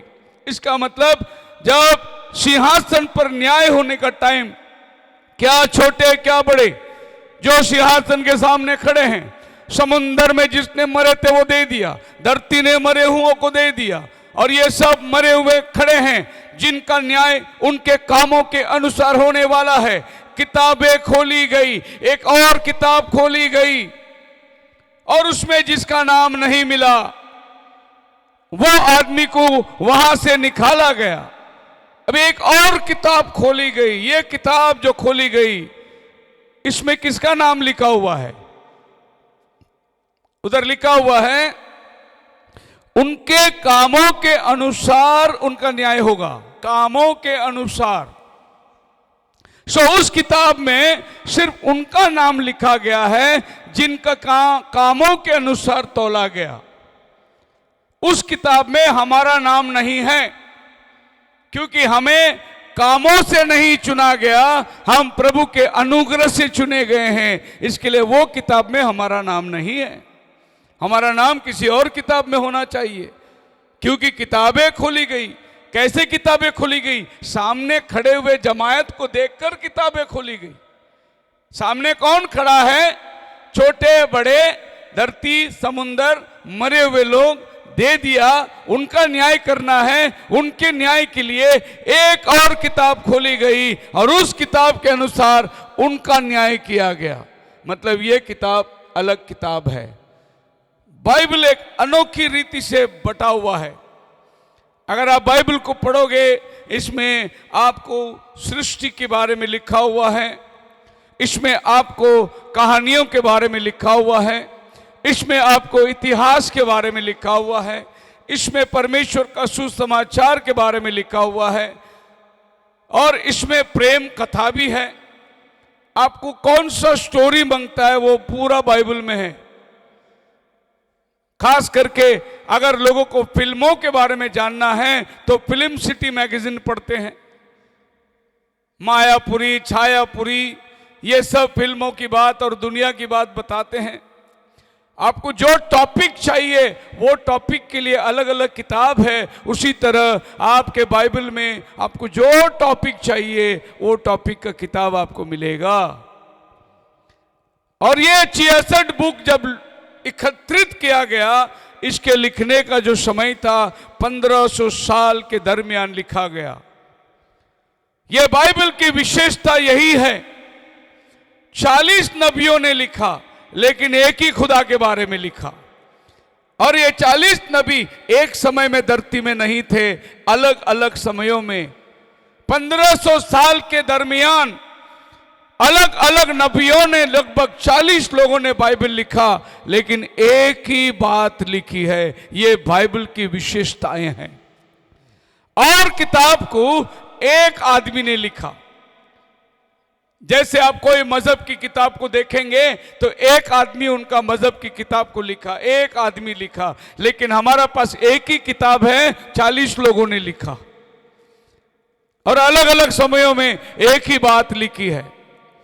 बाइबल की विशेषताएं क्या है? अगर कोई अपना बायोग्राफी लिखता है, मेरा बायोग्राफी अगर मैं लिखूं तो मैं कभी भी उसमें मेरी बुराई नहीं लिखूंगा। लेकिन बाइबल लिखने वाला कोई इंसान नहीं है, क्योंकि बाइबल में यह भी लिखा है, और दाऊद राजा अपने महल पर टहल रहा था, उसने एक औरत को नहाते हुए देखा और उसने उसके ऊपर इच्छा करी, उसको लाया, उसको उसके पति को मर्डर करवाया, उसके साथ कुकर्म करा, उसको शादी कर लिया। ऐसा करके लिखा है। क्या दाऊद ये लिखता था? नहीं। फिर वही दाऊद के बारे में आगे लिखा हुआ है, ए दाऊद के संतान मुझ पर दया कर। और यीशु रुक गया, अपने आप को दाऊद का संतान करके दर्शाया। उस अंधे को बोला, मैं तेरे लिए क्या करूं? वो बोला, मैं देखने लगूं। वही दाऊद का बेटा ये धरती में आकर कितना काम किया। क्या दाऊद अच्छा काम और बुरा काम दोनों लिख सकता है? कभी नहीं लिख सकता। इसीलिए लिखने वाला कौन है? मेरा खुदा परमेश्वर, जिसने आपकी बुलाई आपकी भलाई दोनों भी लिख के रखा है उसने। यही बाइबल एक विशेषता है। वरना दुनिया की और किताबों में अपना गलती कोई नहीं लिखेगा, लेकिन बाइबल खुदा ने लिखा है, इंसान ने नहीं लिखा। इसके लिए दाऊद की बुराई भी है और दाऊद की अच्छाई भी उसमें लिखा हुआ है। अभी जो चुनना है वो आप चुन कर ले सकते हैं कि ये वचन किसके लिए है और ये वचन किसके लिए है। क्या आप जाकर किसी फ्यूनरल सर्विस में जन्मदिन की बात करेंगे? नहीं, उधर तो मैयत हो गया है। और क्या आप किसी जन्मदिन में जाकर मैयत की फ्यूनरल सर्विस की प्रचार करोगे क्या? नहीं। जैसा माहौल है वैसे ही आप वचन निकाल के उनको प्रचार करोगे, क्योंकि बाइबल के अंदर सारा माहौल लिखा हुआ है। आप मेरे साथ हैं? बहुत से लोग गाना गाते, मैंने देखा, मैं आपको एक्सप्रेशन बताता हूं। लोग गाना गाते, खुशी ही खुशी है, खुशी ही खुशी है। चेहरे पे खुशी नहीं है, खाली गाना खुशी है इनका। चेहरा इतना टेंशन में है, गाना गा रहा है वो। तो गाना ऐसा गाओ, खुशी ही खुशी है। खुशी है, तुम्हारे अंदर भी खुशी है, तुम्हारे चेहरे पे भी खुशी है और तुम्हारा गाना भी खुशी है, तभी तो गाने का मतलब बनता है। नहीं तो बेचारा ऐसा गाना गाता है जैसा मरा हुआ है, दुखी है, गाना गा रहा है, खुशी ही खुशी है। सो बाइबल हर संदर्भ के लिए, हर समय के लिए लिखी हुई किताब है। आपको जो चाहिए वो आप बाइबल से निकाल कर लिख सकते हैं। आप मेरे साथ हैं? निर्गमन की किताब 32 अध्याय 31 में जाएंगे। खुदावन ने खुद उसको अपने उंगली से लिख के दिया हुआ तख्ती को लेकर जब मूसा नीचे आया तो नीचे लोग मूर्ति पूजा कर रहे थे, बाल देवता के नमन, एक बछड़ी की उपासना कर रहे थे, नाच रहे थे, गा रहे थे। मूसा ने वो दोनों तख्ती को फेंक दिया, एक आग उतर कर आई, उनको भस्म कर दी। प्रभु ने अपने उंगली से लिखा हुआ किताब को मोसेस ने फेंक दिया। उसमें वो 10 आज्ञा को लिख कर दिया था। यह किताब दोबारा पाने के लिए मूसा को दोबारा 40 दिन के लिए उपवास में जाकर ऊपर बैठना पड़ा। जब पहला जब खुदा ने अपने उंगली से लिख कर दिया, उसको उसने तोड़ दिया करके बाइबल कहता है। क्या खूब है, जब प्रभु यीशु मसीह धरती में आया था, एक संदर्भ ऐसा था, एक पापी स्त्री को उसके पास लेकर आया, ना व्यभिचार में पकड़ी हुई, और उन्होंने बोला मूसा ने लिखा है, जब व्यभिचार में पकड़ी गई उनको पत्थर से मार के। आप क्या कहते हैं? प्रभु यीशु मसीह के पास सवाल रखा, आप क्या कहते हैं? मूसा ने कहा था जो व्यभिचार में पकड़ी गई पत्थरवार करके मार दिया जाए। प्रभु यीशु मसीह ने क्या लिखा? जमीन में बैठकर वो लिखने लगा अपने उंगलियों से। हालेलुया। कितने लोग जानते हैं इस कहानी को? तो प्रभु क्या बता रहा था, क्या लिख रहा था? तुमने खाली आधा वचन पकड़ा, आधा वचन तुमने छोड़ दिया। बोले ये लड़की के साथ जो व्यभिचार कर रहा था वो आदमी किधर है? क्योंकि बाइबल लिखते दोनों को मारना है। तुमने एक को पकड़ के लाया, दूसरा किधर है? क्या ये पेड़ के साथ व्यभिचार कर रही थी क्या? तो सदूसी पड़ोसियों ने क्या देखा? वो अपना भांजा, अपना मामा, अपना चाचा था, उसको छोड़ दिया, इसको पकड़ के लाया यीशु मसीह के पास में उसकी परीक्षा लेने के लिए। उन्हें मालूम नहीं उस दिन पत्थर पे जो उंगली से लिखा था ना, वही खुदा अभी जमीन में आकर अपने उंगली से लिख रहा है। तुमने आधा वचन पढ़ा, आधा वचन क्यों नहीं पढ़ा तुमने? बोलो हालेलुया। तो आपको समझ में आना चाहिए, मूसा के साथ उस दिन जिसने बोला मैं हूं, वही धरती में आके बोला मैं हूं। अगर तुम विश्वास ना करोगे अपने पापों में मर जाओगे। बाइबल लोग पढ़ते हैं बिल्कुल अजीब तरीके से पढ़ते, सोचते हैं कि कोई बूढ़ा यहोवा बाप ने वहां पत्थर पर लिख के दिया और यीशु खुदा का बेटा जमीन पे आया। यह वही खुदा है जो इंसान बनकर आया, बेटा बनकर आया। लिखा तो वही चीज जो वहां मूसा की व्यवस्था में लिख कर दिया था। सो ये तख्ती को उन्होंने फेंक दिया, टूट गया जो खुदा ने अपनी उंगली से लिख कर दिया। और वही खुदा ये जमीन में अपनी उंगली से लिखा वो भी उसने बुझा दिया, क्योंकि उसने किसी का पाप को याद नहीं रखा। हमारे पाप को उसने ऐसे समंदर में डाल दिया जो फिर दोबारा कभी याद नहीं किया जाएगा। बोलो हालेलुया। सो परमेश्वर के पास एक किताब है, गॉड हैज अ बुक। और यह बुक जो परमेश्वर के पास है, उस बुक का नाम है बुक ऑफ लाइफ, जीवन की किताब। अब जीवन की किताब के बारे में निर्गमन की 32 अध्याय का 33 वचन में मोसेस जिक्र करता है उसका। पढ़ के देखिए, एक्सोडस चैप्टर 32 वर्स 33। यहोवा ने मूसा से कहा, जिसने मेरे विरुद्ध पाप किया है उसी का नाम मैं अपनी पुस्तक में से काट दूंगा। जिसने मेरे विरुद्ध पाप किया है उसी का नाम मैं काट दूंगा। यहां पर मोसेस कहता है, जब प्रभु ने अपना हाथ उठाया लोगों के ऊपर नाश करने के लिए, मोसेस बीच में खड़ा हो गया, बोला आप इनको नाश नहीं कर सकते। अगर आपको इनको नाश करना है तो मेरा नाम जीवन की किताब से काट दो। मोसेस का देखो त्याग और समर्पण क्या था। बोले इतना बड़ा आपद से, गुलामी से आप इनको बचा कर लेकर आए, अगर आप इनको जंगल में मार दे तो लोग क्या कहेंगे? बोलेंगे इनका परमेश्वर इतना पारों को मारकर इनको लेके आया लेकिन संभल नहीं सका और जंगल पे मार दिया। अगर प्रभु आप इनके ऊपर हाथ उठाना चाहे तो पहला आप मेरा नाम जीवन की किताब से काट दो। प्रभु का जवाब क्या है पता है?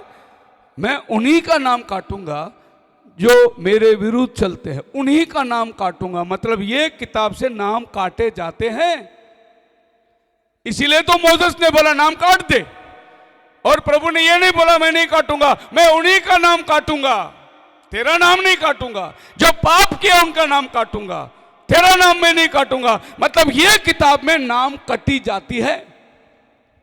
बोलो हालेलुया। फिर अगर आपका नाम ये किताब में है तो संभल के चलना पड़ेगा, क्योंकि जैसा आप गलती करा नाम कट जाएगा, आप पाप किए नाम कट जाएगा, तो आपको बहुत सावधानी से चलना पड़ेगा। पर हमारा नाम ये किताब में नहीं है, हमारा नाम कोई और किताब के अंदर है, इसीलिए कि हम बार बार गलती करने पर भी हमारा नाम नहीं कटा गया। और उसका किताब का नाम है मेमने का जीवन का किताब, द बुक ऑफ लैम्स। मेमने का किताब है, हमारा नाम उस किताब में लिखा गया है। इस वाली किताब में हमारा नाम नहीं है, क्योंकि इसमें जिसका नाम है वो कटता भी है, वो लिखा भी गया, लेकिन एक दिन वो काटा भी जाएगा। तो मोसेस बोलता है मेरा नाम काट दे प्रभु। प्रभु ने बोला नहीं, तेरा नाम नहीं काटूंगा। तो ये जो नाम कटते हैं, इसका नाम, इस किताब का नाम है परमेश्वर का मेमने का किताब। पढ़िए प्रकाशित वाक्य 3 अध्याय उसका 5 वचन में, ही दैट ओवरकमथ, जो जय पाए, मैं उसका नाम कभी नहीं काटूंगा। जो जय पाए उसे इसी प्रकार श्वेत वस्त्र पहनाया जाएगा, और मैं उसका नाम जीवन की पुस्तक में से किसी रीति से ना काटूंगा। ओ, इसका मतलब ये किताब से नाम कटता भी है। प्रभु बोलता मैं उसका नाम ये किताब से कभी नहीं काटूंगा। अच्छा, ये किसका नाम लिखा है ये किताब में? जय पाने वालों का नाम लिखा है, क्योंकि जय पाने वालों के लिए प्रॉमिस ही है, मैं उसका नाम नहीं काटूंगा जो जय पाएगा। फिर एक और किताब है, इस किताब के अंदर से नाम कट भी सकती है, लेकिन एक और किताब है, और यह किताब को पढ़ने के लिए आप प्रकाशित वाक्य 13 अध्याय का 8 वचन में आइए। यहां पर एक किताब का नाम है,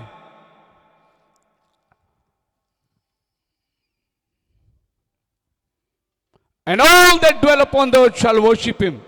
पृथ्वी के वे सब रहने वाले, हाँ जिनके नाम उस मेमने के जीवन की पुस्तक में लिखे नहीं गए, हाँ जो जगत की उत्पत्ति के समय से घात हुआ है, हाँ, उस पशु की पूजा करेंगे। Praise the Lord, hallelujah.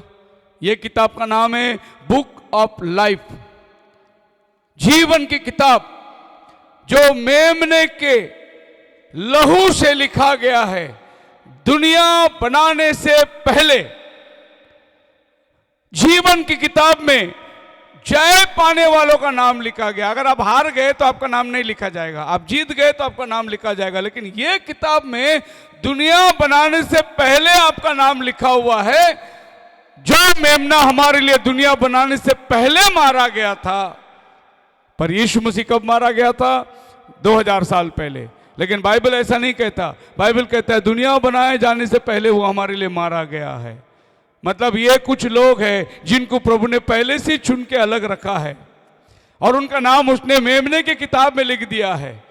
जीवन की किताब में उसने नाम उनका नहीं लिखा, मेमने की किताब में नाम लिखा। अगर आज आप मेरे साथ सहमत हो तो मैं आपके साथ दावे के साथ कहना चाहता हूं, जो अपने आप को दुल्हन कहती है उसका नाम मेमने के जीवन के किताब में है, और वो कभी नहीं काटा जाएगा। बोलो हालेलुया। क्यों नहीं काटा जाएगा? क्योंकि वो यीशु के लहू से लिखा हुआ नाम है।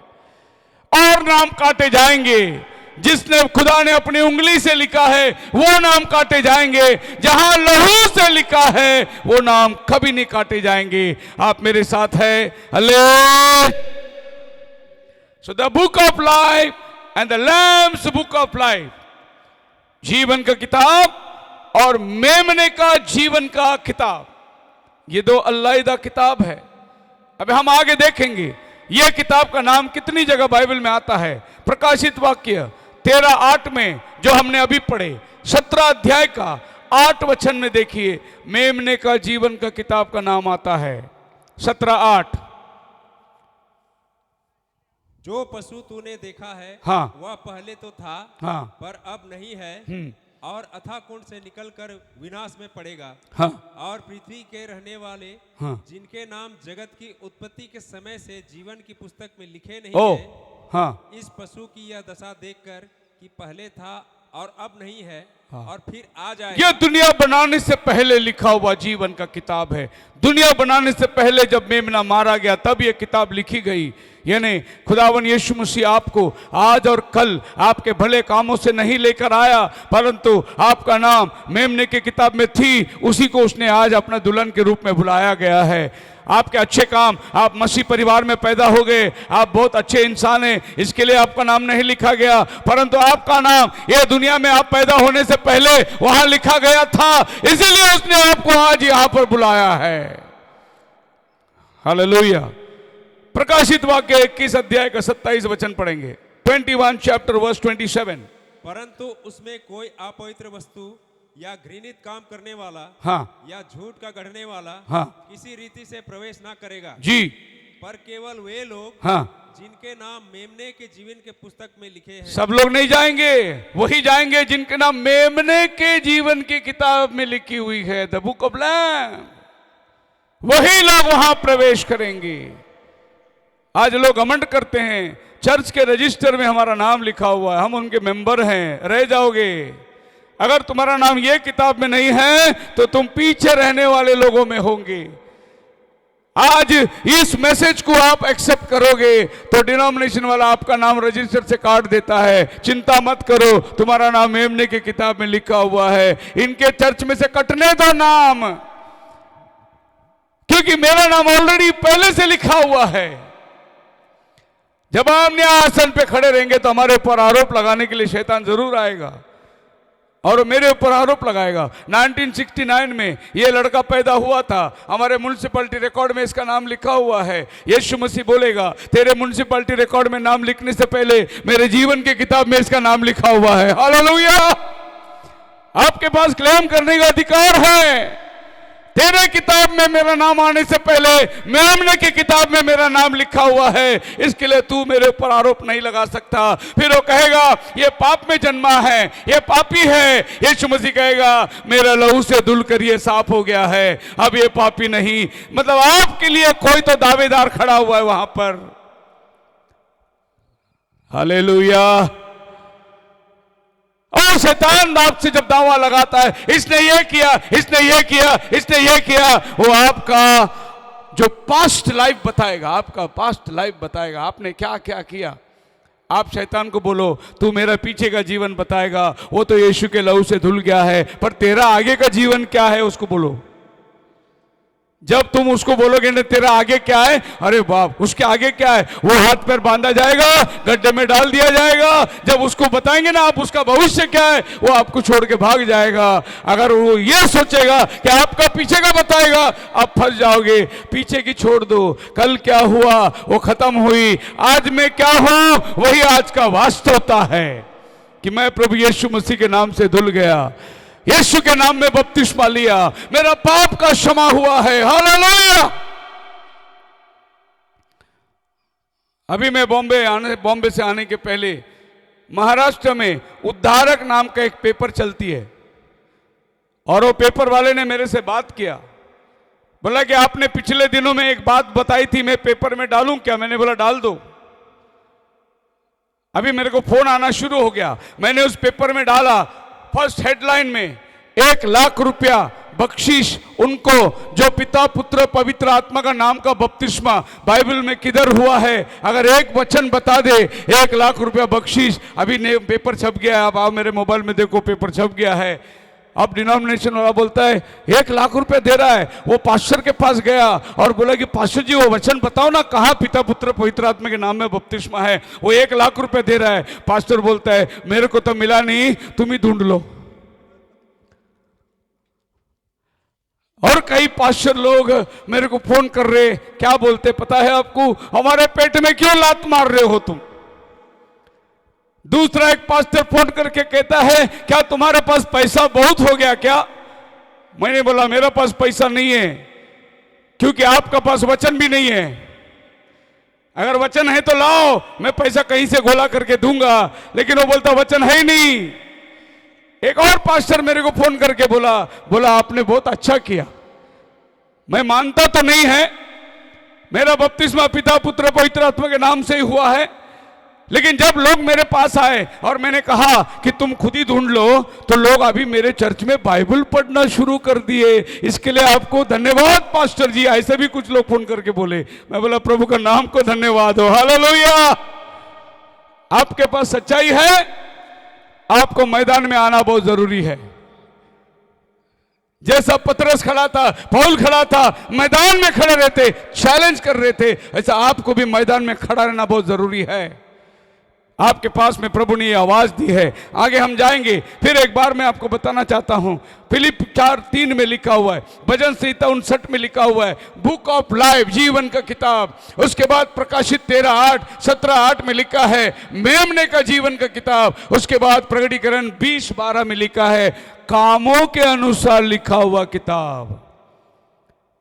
तो ये किताब में आप देखिए, मैं किस किताब में बैठता हूं वो बहुत जरूरी है।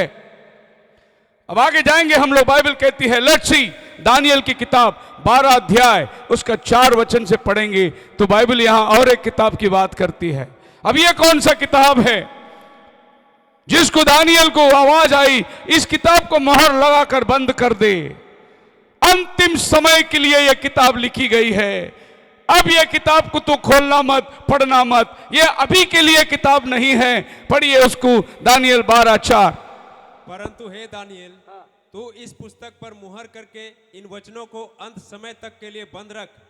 बहुत से लोग पूछ पाछ और ढूंढ ढांड करेंगे और इससे ज्ञान बढ़ भी जाएगा। हाँ जी।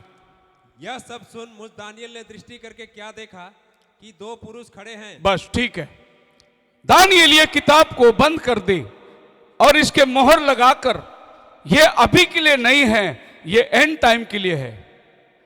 अब बताइए एंड टाइम कब बाइबल में आई? कौन सा टाइम में अभी हम लोग बैठे हुए हैं? एंड टाइम मैसेज में बैठे हुए हैं। दानियल ये किताब को लिखने के बाद प्रभु ने उसको सब वर्णन किया, क्या क्या घटना होने वाली है। 9वां अध्याय में प्रभु दिखाया यरूशलेम कैसे बांधी जाएगी, कैसा मसीहा आएगा, कैसे वो क्रूस पर चढ़ाया जाएगा। ये सब घटना लिख के दानियल को बताने के बाद प्रभु ने इस किताब पर बोला मोहर लगाकर बंद दे। ये अभी के लिए नहीं, क्योंकि यीशु मसीह आने के 600 साल पहले ये किताब प्रभु ने दानियल को लिख के दिया था। और यह किताब लिखित रूप में दानियल को बोला बंद कर दे, इसको सील कर दे। ये अभी का किताब नहीं, ये एंड टाइम का किताब है। और मसीह में मेरे प्रिय लोगों, एंड टाइम में एक विशेष किताब खुलती है और यह किताब आपके समय के लिए नहीं, ये आने वाले समय के लिए है। इसीलिए मैंने शुरू में आपको बोलता आया कि कुछ कुछ किताबें कुछ नबियों ने लिखा, वो अपने अपने समय के लिए था, लेकिन हमारे लिए एक किताब लिखी गई है और यह किताब बहुत जबरदस्त किताब है। यह अंत समय में रिवील होने वाला किताब है। यह और कलीसिया युगों में रिवील नहीं हुआ, और कलीसिया काल में रिवील नहीं हुआ। यह सिर्फ एंड टाइम के लिए रिवील होने वाला है। और यह किताब को यूहन्ना 5 अध्याय प्रकाशित 5 अध्याय में यूहन्ना आसमान से उठाकर चेहरा क्या देखता है, और मैंने सिंहासन पर बैठे हुए हाथ में एक किताब देखी जो भीतर और बाहर मोहर लगाकर बंद करके रखी गई थी। यह किताब मोहर लगाकर बंद कर दी गई थी और यूहन्ना फुट फुट कर रोने लगा, हाय कौन वो किताब को मेरे लिए खोलेगा। क्योंकि उस किताब में यूहन्ना जो दुल्हन को दर्शाता है उसका नाम उस किताब में लिखा है। कौन यह किताब को खोलेगा? यूहन्ना फुट फुट कर रोने लगा, बिलक बिलक कर रोने लगा, क्योंकि ऐलान हुआ था न आसमान में, न जमीन में, न जमीन के नीचे कोई लायक है उस किताब पर दृष्टि करने के लिए। और वो किताब को खोलने के लिए एक आवाज आई, मत रो यूहन्ना, यहूदा गोत्र का सिंह उदय हुआ है जो इस किताब को लेगा और उसके मोहरों को खोलेगा। यहूदा गोत्र का सिंह उदय हुआ है। तब यूहन्ना सर उठाया और देखने के लिए कि वो यहूदा गोत्र का सिंह कौन है, तो वहां एक बद्ध किया हुआ मेमना खड़ा हुआ था। आवाज सिंह की आई, खड़ा हुआ मेमना है। क्यों? यहूदा गोत्र का सिंह भी वही है और मेमना परमेश्वर का भी वही है, लेकिन अब दृश्य में मेमना आके खड़ा हुआ है। क्योंकि यह किताब लेने के लिए बलिदान की जरूरत है, खून की जरूरत है। यह किताब आदम ने खो गया था, वो किताब दोबारा अगर इसका हाथ में आना है, इसको बलिदान देने की जरूरत है। और सिंह आया सही, लेकिन सिंह बलिदान का वस्तु नहीं है, बलिदान का वस्तु मेमना है। इसके लिए सिंह किताब नहीं ले सकता, तो वो सिंह को मेमना बनना पड़ा ताकि वो किताब को अपने हाथों से ले ले। सिंह कौन है? यहूदा गोत्र का प्रभु यीशु मसीह। परमेश्वर का मेमना कौन है? प्रभु यीशु मसीह। फिर वो सिंह बनकर किताब नहीं ले सकता, क्योंकि सिंह को बलिदान करने के लिए प्रभु ने नहीं बोला, बलिदान करने के लिए प्रभु ने मेमने को बोला था। तो आप याद रखें कि बाइबल बड़ी सीक्वेंस में चलती है, उलट पुलट कुछ भी यहां वहां नहीं हो सकती। जो प्रभु ने कहा उसी वचन के अनुसार ही प्रभु काम करता चला जाएगा। अभी अभी व्हाट्सएप में आप देख सकते हैं, एक आदमी चर्च में घुस के आया और पादरी साहब को पूछता है कि तुम्हारे यीशु कुंवारी के पेट से कैसा पैदा हुआ, बताओ। साइंस के हिसाब से हो सकता है क्या? अरे वो आदमी यीशु मसीह के जन्म के बारे में पूछता है। अगर हम उनका जन्म के बारे में पूछे, जैसा वो हमारे प्रभु के बारे में पूछ रहा है, अगर हम उसके प्रभु के बारे में पूछे कि उनका जन्म कैसा हुआ, तो वो आदमी के पास शब्द नहीं रहेंगे खड़े होने का। आपकी बात समझ में आ रही है मैं क्या कह रहा हूं? उनकी देवी देवताओं में से कोई जमीन से आया, कोई वायु से आया, कोई अग्नि से आया। हमारा प्रभु माता के गर्भ से ही आया। जैसा इंसान आता है वैसा ही वो इंसान बन के आया, क्योंकि पहला हवा जिसने पाप को गर्भवती धारण करके उत्पन्न किया, उसी हवा को मरियम के रूप में लेकर पाप का निवारण करने के लिए भी वो उसी गर्भ से आया। जिस गर्भ से पाप आया उसी गर्भ से उद्धार भी आया, जिससे उद्धार में आज आप और हम शामिल है। बोलो हालेलुया। वो आसमान से सीधे आकर इंसान को उद्धार नहीं दे सकता। इंसान को उद्धार के लिए उसको इंसान बन के आना था, और इंसान बन के आना है तो माता के गर्भ से ही आना है। जिस हवा को आज हम लोग दोष देते हैं, हवा फसलाई गई, भरमाई गई, हवा शैतान की बात मानी, लेकिन उसी हवा का एक प्रतिमा मरियम थी। उसने परमेश्वर के वचन पर विश्वास किया, तमाम निंदाओं को सहन होने के लिए तैयार हो गई, बदनामी को सहन होने के लिए तैयार हो गई। अगर कोई पूछे तो बिन बाप का कैसा गर्भवती हो गई, तो क्या जवाब था मरियम के पास? लेकिन वो निंदा सहन करने के लिए तैयार हो गई। वो हवा हार गई, ये हवा जीत गई, जिससे यीशु मसीह ये धरती पे आया। हालेलुया। आप मेरे साथ है? और भी चर्च कहलाते हैं, वो चर्च हार गई। यीशु मसीह का दुल्हन वचन को पकड़ लिया। यह भी कलीसिया ही कहलाती है, वह भी कलीसिया कहलाती है, लेकिन इसने वचन को पकड़ा, वो वचन को छोड़कर मुखर गया। प्रभु यीशु मसीह ने एक बहुत उदाहरण दिया है। एक बड़ा बेटा था, बाप ने कहा उसको कि बेटा जा ये काम कर, वो बोला मैं करता हूं, नहीं किया। छोटे बेटे से कहा बेटा ये काम कर, उसने बोला मैं नहीं करूंगा, लेकिन बाद में पछताया और जाके किया। पढ़े हैं कि ये स्टोरी सुसमाचार में? यीशु मसीह ने कहा ये दो बेटा कौन है? बड़ा बेटा आदम है। प्रभु ने बोला था ये काम मत करना, वो फल में से मत खाना। वो बोला ठीक है प्रभु, लेकिन खाया, वो गिर गया। वो बोला मैं मानूंगा, मैं करूंगा, लेकिन नहीं किया। छोटा बेटा कौन है? पहला कोरिन्थियन 15:45 में यीशु मसीह दूसरा आदम बन के आया, छोटा बेटा बन के आया, और उसने गेत्सेमनी बाग में क्या बोला? यदि हो सके तो कटोरा टल जाए, मैं नहीं पीना चाहता, लेकिन मेरी नहीं तेरी इच्छा पूरी हो। और बाद में उसने पिया। ये दोनों आदम का दृष्टांत आपके सामने रखा है खुदा ने। एक ने बोला हाँ प्रभु मैं करूंगा, लेकिन नहीं किया। वो आदम है हमारा जिसने हमें पाप में गिराने का मूल कारण था। और एक वो आदम जो प्रभु यीशु मसीह, पहला आदम धरती का, दूसरा आदम स्वर्गीय।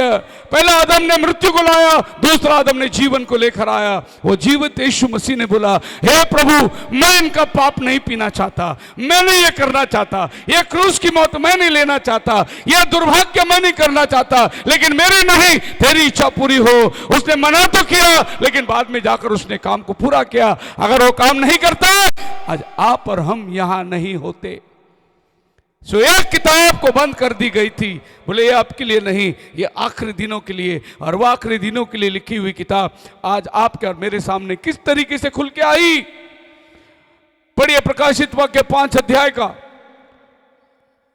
जो सिंहासन पर बैठा था, मैंने उसके दाहिने हाथ में एक पुस्तक देखी जो भीतर और बाहर लिखी हुई थी जी, और वह 7 मुहर लगाकर बंद की गई थी। भीतर और बाहर लिखी हुई थी।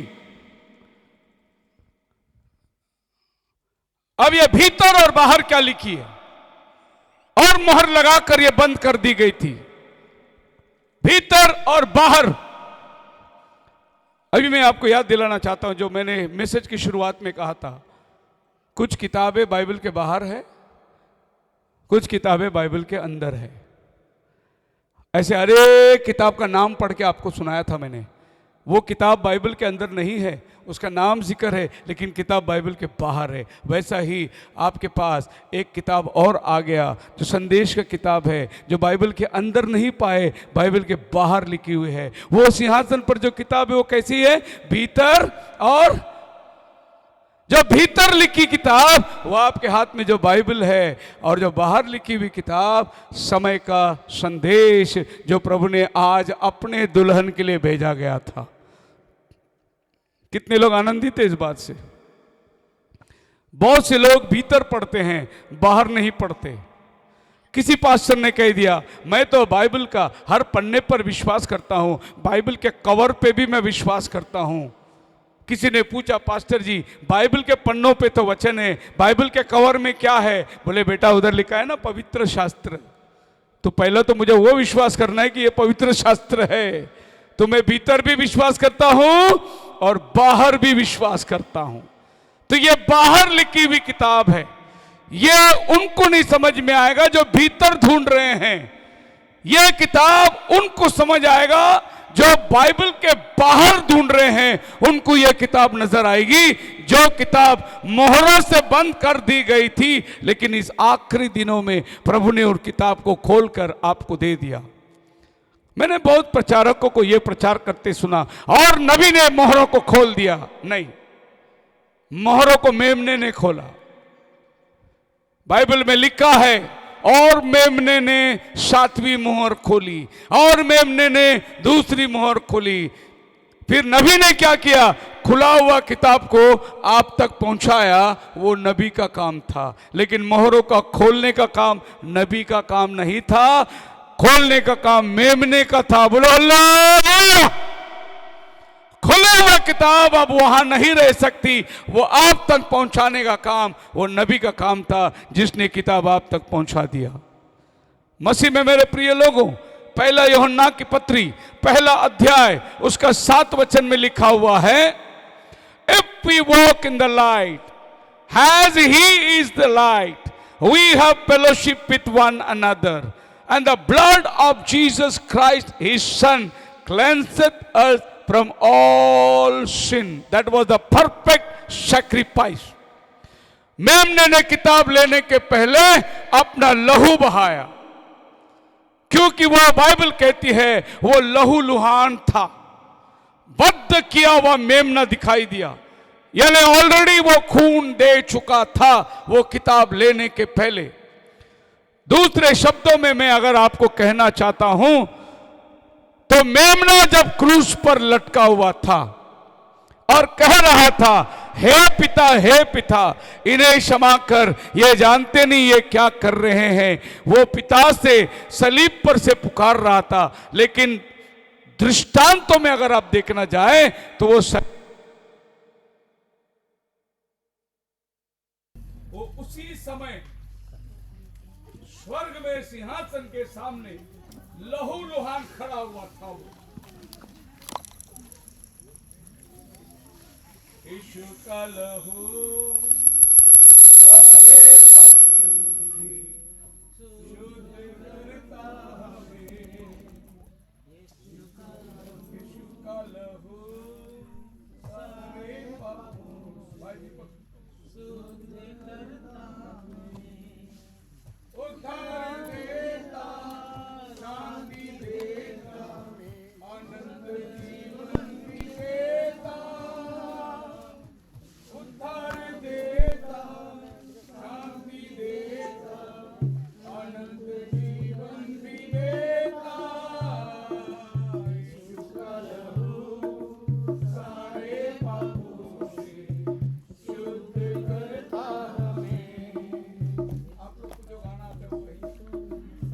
हो गया, चालू हो गया, चालू हो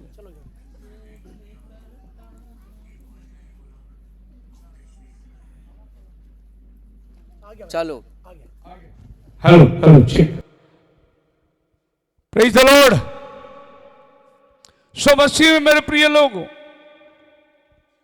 यीशु मसीह जब क्रूस पर लटका हुआ है, यह सिर्फ दृश्य दुनिया देख रही है, लेकिन एक अदृश्य काम हो रहा है। वो उसी स्थान पर स्वर्ग में लहूलुहान बनकर खड़ा हुआ है और वो किताब सिंहासन पर से ले रहा है। दुनिया इसको देख रही है जो क्रूस पर लटका है, लेकिन स्वर्ग में एक हलचल हो रही है। मेमना उधर चला गया है वो किताब लेने के लिए। हालेलुया। जगत उत्पत्ति से पहले मेमने की जीवन की किताब में नाम लिखा हुआ है। अब जब यीशु मसीह को निकाल कर कब्र में रख दिए तो उसकी बॉडी कब्र में है, उसको सील लगाया गया है, आगे पहरेदारी खड़े हुए हैं, बॉडी संभाले, लेकिन यीशु उधर नहीं है। यीशु चला गया अधोलोक के अंदर। 3 दिन वो अधोलोक में था। उन कैदी आत्माओं को प्रचार कर रहा है जो नूह के दिनों में मन नहीं फिराए। यही आपका बाइबल कहता है। लोग बॉडी को देख रहे थे, कब्र को देख रहे थे, लेकिन यीशु कब्र में नहीं, यीशु अधोलोक में है। सो 3 बातें, शरीर, बॉडी कब्र में है। बाइबल बोलता है स्पिरिट नीचे गई और सोल ऊपर गई। एक ही टाइम में प्रभु 3 जगह में है। एक, बॉडी कब्र में है, आत्मा के रूप में वो नीचे गया, प्राण के रूप में ऊपर खड़ा है, क्योंकि मृत्युकों के लिए और जीवितों के लिए, दोनों के लिए एक ही बलिदान था। जो आदम, जो याकूब, जो पुराने नियम के नबी, वो भी इसी बलिदान के इंतजार कर रहे थे। और आप और हम जो आने वाले लोग हैं, हमारे लिए भी वो एक ही बलिदान था। 2000 साल पहले वो मारा गया, उसी लहू से आज हम धुले गए। आज भी वही लहू हमें धोता है। इब्रानी 6 में पौल कहता है कि और कोई बलिदान नहीं है। अगर हम पीछे हट जाए, एक ही बलिदान है जो हमारे लिए दिया गया है, वो बलिदान यीशु नाजरी। हालेलुया। सो एक समय के अंदर प्रभु अधोलोक में है, स्वर्ग में है, वहां स्वर्गदूत लोग देख रहे हैं। अधोलोक से तीसरे दिन उन कैदी आत्मा को ऊपर लेकर आया हो। जो शैतान उनको आदम से लेकर यीशु तक जितने लोग मरे थे, सबको अधोलोक में डालकर बंद करके रखा हुआ था। प्रभु यीशु मसीह गया और शैतान से वो चाबियां ली, जो प्रकाशित वाक्य 1:18 में लिखता है, अब मौत की और अधोलोक की चाबी मेरे पास है। पहले अधोलोक की चाबी किसके पास था? शैतान के पास था। शैतान ने क्या किया? सभी संतों को अंदर डालकर बंद करके रखा था, क्योंकि अधोलोक का अधिकार वो था। यीशु मसीह क्यों अधोलोक में गया? जो संत लोग यीशु का इंतजार कर रहे थे, उनको जाकर यीशु मसीह ने बाहर निकाला। हालेलुया। और प्रकाशित वाक्य में आकर कहता है, अब वो कुंजियां मेरे पास है। और जितने अधोलोक में थे वो सब बाहर निकल कर आ गए। और मत्ती 27 अध्याय उसका 51 वचन में लिखा है, जब वो कब्र से आया, कहा पूरा हुआ, सब बाहर आ गए और पवित्र लोग शहर में घूम रहे थे। आदम, याकूब, सब पवित्र लोग यरूशलेम में आकर लोगों को दिखाई दे रहे थे। नबी ऐसा बता रहा है कि अब्राहम और सारा आए अपने तंबू के पास, कहते हैं तू यहीं बैठी हुई थी ना, ये झाड़ के नीचे मैं बैठा हुआ था और यहीं से प्रभु आ रहे थे ना। जब वो अब्राहम और सब बता रहा था, बोले कितना डेवलप हो गया है अभी, और कितना आधुनिकता बन गए। जैसे आज हम लोग बोलते हमारे दिनों से आज कितना डेवलप हो गया है। तब लोग जब देखने लगे ये नया कपल कौन दिखाई दे रहा है, तब अब्राहम सारा को बोलता है चल चले जाएंगे, लोग हमको पहचानने लगे हैं करके वो वहां से ओझल होता है। ये प्रभु यीशु मसीह के साथ लगभग 40 दिन पृथ्वी में घूम रहे थे। बोलो हालेलुया। कई लोगों को दिखाई दे रहे थे। मैं बड़े दावे के साथ कहता हूं, अब जब पुनरुत्थान होगा, बाइबल कहती है पहले थिस्सलुनीकियों 4:16 के अंदर, वो प्रधान दूत आवाज देते ही तुरी फूकी जाएगी, जितने मसीह में मरे हैं वो जी उठेंगे और हम जो जीवित बचे रहेंगे बदल जाएंगे। तो पहला क्या होगा? मुर्दे जी उठेंगे। क्या होगा? पहले मुर्दे जी उठेंगे। उसके बाद हम बदल जाएंगे। आज मैं यहाँ पर आपके सामने कितना भी चीखूं, आज रात को रैप्चर होने वाला है, होने वाला है, आप तैयार होने वाले नहीं हैं। 100% आप बोलेंगे इसके जैसे बहुत लोग यहाँ आके बोल के गए। अब ये बोलने से क्या होने वाला है? वाक्य में, हकीकत में मेरे बोलने से कुछ नहीं होने वाला है। लेकिन ऐसे ही एक सभाओं के अंदर, हमारे चर्चों के अंदर एक दिन पीटर चल के आ जाएगा अंदर, एक दिन पौलुस आ जाएगा और सबको बोलेगा प्रेज द लॉर्ड, मैं पतरस हूं, जी उठ गया हूं, पुनरुत्थान हो चुका है। जब पीटर, पतरस और तो और हमारे घर में जो हमारे पुरखे लोग मरे, हमारे दादा, हमारे बड़े लोग मरे, जो लोग विश्वास में जीवन बिताए, वो भी उठ के आ जाएंगे। और जब आप उनको देखेंगे बोलेंगे दादा आप, बोलेंगे पुनरुत्थान हो गया बेटा। जब वो बोलेंगे पुनरुत्थान हो गया है, तभी आपको विश्वास होगा अगला काम रैप्चर होने वाला है। और फिर आप क्यों जाएंगे घर पे? फिर आप कन्वेंशन ही कन्वेंशन होती रहेगी, कोई घर नहीं जाएगा, क्योंकि मुर्दे जिंदा हो चुके हैं। अब खाली हमारा बदलना बाकी है। और नबी कहते हैं लगभग ये उठी 40 दिन का दरमियान होगा जब प्रभु में सोए हुए सब हमारे साथ संगति करेंगे। हमारे घर में हमारे पापा 2020 में चले गए, विश्वास की जिंदगी जिए, जब वो आकर हमारे साथ बैठेंगे तो हमारा विश्वास क्या होगा? पुनरुत्थान हो गया है, अब हमारा जाना बाकी है। फिर हम काम काज, दुनियादारी, खेती बाड़ी सब उसी दिन छोड़ देंगे, बोलेंगे अभी कुछ करना नहीं, अभी खाली जाने की तैयारी। और तब रैप्चरिंग फेथ आएगा, पुनरुत्थान होने के बाद रूपांतर का विश्वास आ जाएगा। बोलो हालेलुया। इसके लिए एक सर्टेन टाइम प्रभु ने नियुक्त करके रखा है। आज हमारे पास उद्धार का विश्वास नहीं है, सेविंग फेथ नहीं है, हमारे पास हीलिंग फेथ नहीं है, रैप्चरिंग फेथ कब आएगा? अभी भी पास्टर के सामने आके खड़ा रहना पड़ता है। 20 साल पहले बपतिस्मा लिया, पास्टर थोड़ा दुआ करो। चंगाई का विश्वास भी नहीं अभी तक लोगों के अंदर आया। नबी कहता है जिनके पास चंगाई का विश्वास आया वो कभी प्रार्थना के कतार में नहीं खड़ा होता है, वो तो वचन सुनते सुनते चंगाई पा लेता है। क्यों आप प्रार्थना के कतार में आते? क्योंकि आपके पास खुद का विश्वास नहीं है। तो ये सोचते पास्टर का विश्वास से मैं ठीक हो जाऊं, इसीलिए आप प्रार्थना के कतार में आते हैं। तो ये पुनरुत्थान बहुत जल्द होने वाला है। और ये किताब को जब मेमना खोल दिया तो बाइबल कहती है वो खुली हुई किताब को लेकर प्रकाशित वाक्य 10वां अध्याय के अंदर वो प्रधान दूत जमीन पे आ रहा है और एक आवाज आई, यूहन्ना इस किताब को ले, इसे खा ले, तेरे मुंह में मीठा तो लगेगा और तेरे पेट में कड़वा हो जाएगा। और यह किताब जो आसमान पे थी वो अब जमीन पर उतर कर आ गई। मोहर लगाकर बंद करने के लिए प्रभु ने कहा था दानियल के समय, और वो समय जब दानियल को बताया गया था, ऐसा लिखा है जब लोगों का रफ्तार बढ़ जाएगा, ज्ञान बढ़ जाएगी, तब यह किताब खुलेगी।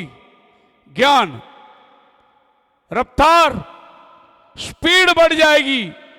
कैसे स्पीड बढ़ेगी? लोगों का इंग्लिश बाइबल में लिखा है, हिंदी बाइबल में साफ नहीं नजर आता। दानियल का 12 अध्याय का 4 वचन में लिखा है जब ज्ञान बढ़ जाएगी और लोगों का टू एंड फ्रो, लोगों का आना जाना बढ़ जाएगा, स्पीड बढ़ जाएगी। आपको मालूम है हम जो समय में जी रहे हैं, अगर मैं बॉम्बे में ट्रेन में बैठता तो 3 दिन के बाद वेस्ट बंगाल आता था, लेकिन मैं फ्लाइट में बैठा 3 घंटे में आ गया। इसको बोलते हैं रफ्तार बढ़ जाएगी। मुझे विश्वास ही नहीं होता, कभी कभी मैं 1 महीना पंजाब में रहता हूं तो एक संडे छोड़ के दूसरा संडे में बॉम्बे जाके मेरा चर्च लेके आता हूं वहां पर बॉम्बे में, क्योंकि मैं 1 महीना रहूं तो 4 संडे मेरा चर्च में गैप हो जाएगा। इसीलिए मैं 4 संडे नहीं रहता, 1 संडे में जाता हूं और मीटिंग लेके वापस आता हूं। तो शनिवार शाम को अमृतसर में कन्वेंशन होती है, रात को मैं फ्लाइट पकड़ता हूं, सवेरे बॉम्बे पहुंचता हूं, अंबरनाथ की चर्च लेता हूं, शाम को पूना के चर्च लेता हूं, पूना से रात को 3 बजे फ्लाइट पकड़ता हूं, यहां पर सुबह 5 बजे आ जाता हूं। अगले दिन कन्वेंशन में मैं फिर आके खड़ा हूं स्टेज में। लोग पूछते हैं आप तो कल बॉम्बे में प्रचार कर रहे थे, मैं बोला हाँ, जाके आ गया मैं बॉम्बे में, रफ्तार बढ़ जाएगी, वो टाइम ये मोहर लगाई हुई किताब खुलेगी। हालेलुया। सो ये ज्ञान का समय, अगर कोई ज्ञान का समय ये धरती में था तो सबसे पीक समय जो है अभी हम लोग जी रहे हैं। ज्ञान में सबसे चोटी पर हम आ गए हैं। अभी और कोई ज्ञान ढूंढने की मुझे लगता है कि जरूरत नहीं है। समय ज्ञान का ऊंचाई पर हम लोग आ गए हैं, जो कि हवाओं में हमारी बात अब चली जा रही है। दूर दूर के लोगों को हम सामने देख के बात कर रहे हैं। यह सब संभव नहीं था आज से 25 साल पहले। प्रकाशित वाक्य 11वें अध्याय में आप जाओगे तो 2 नबी आते हैं प्रचार करने के लिए, और उनको वो शहर में घात किया गया जहां हमारा प्रभु घात किया गया था, यानी यरूशलेम शहर में। और बाइबल कहती है सारी दुनिया इसको देखेगी।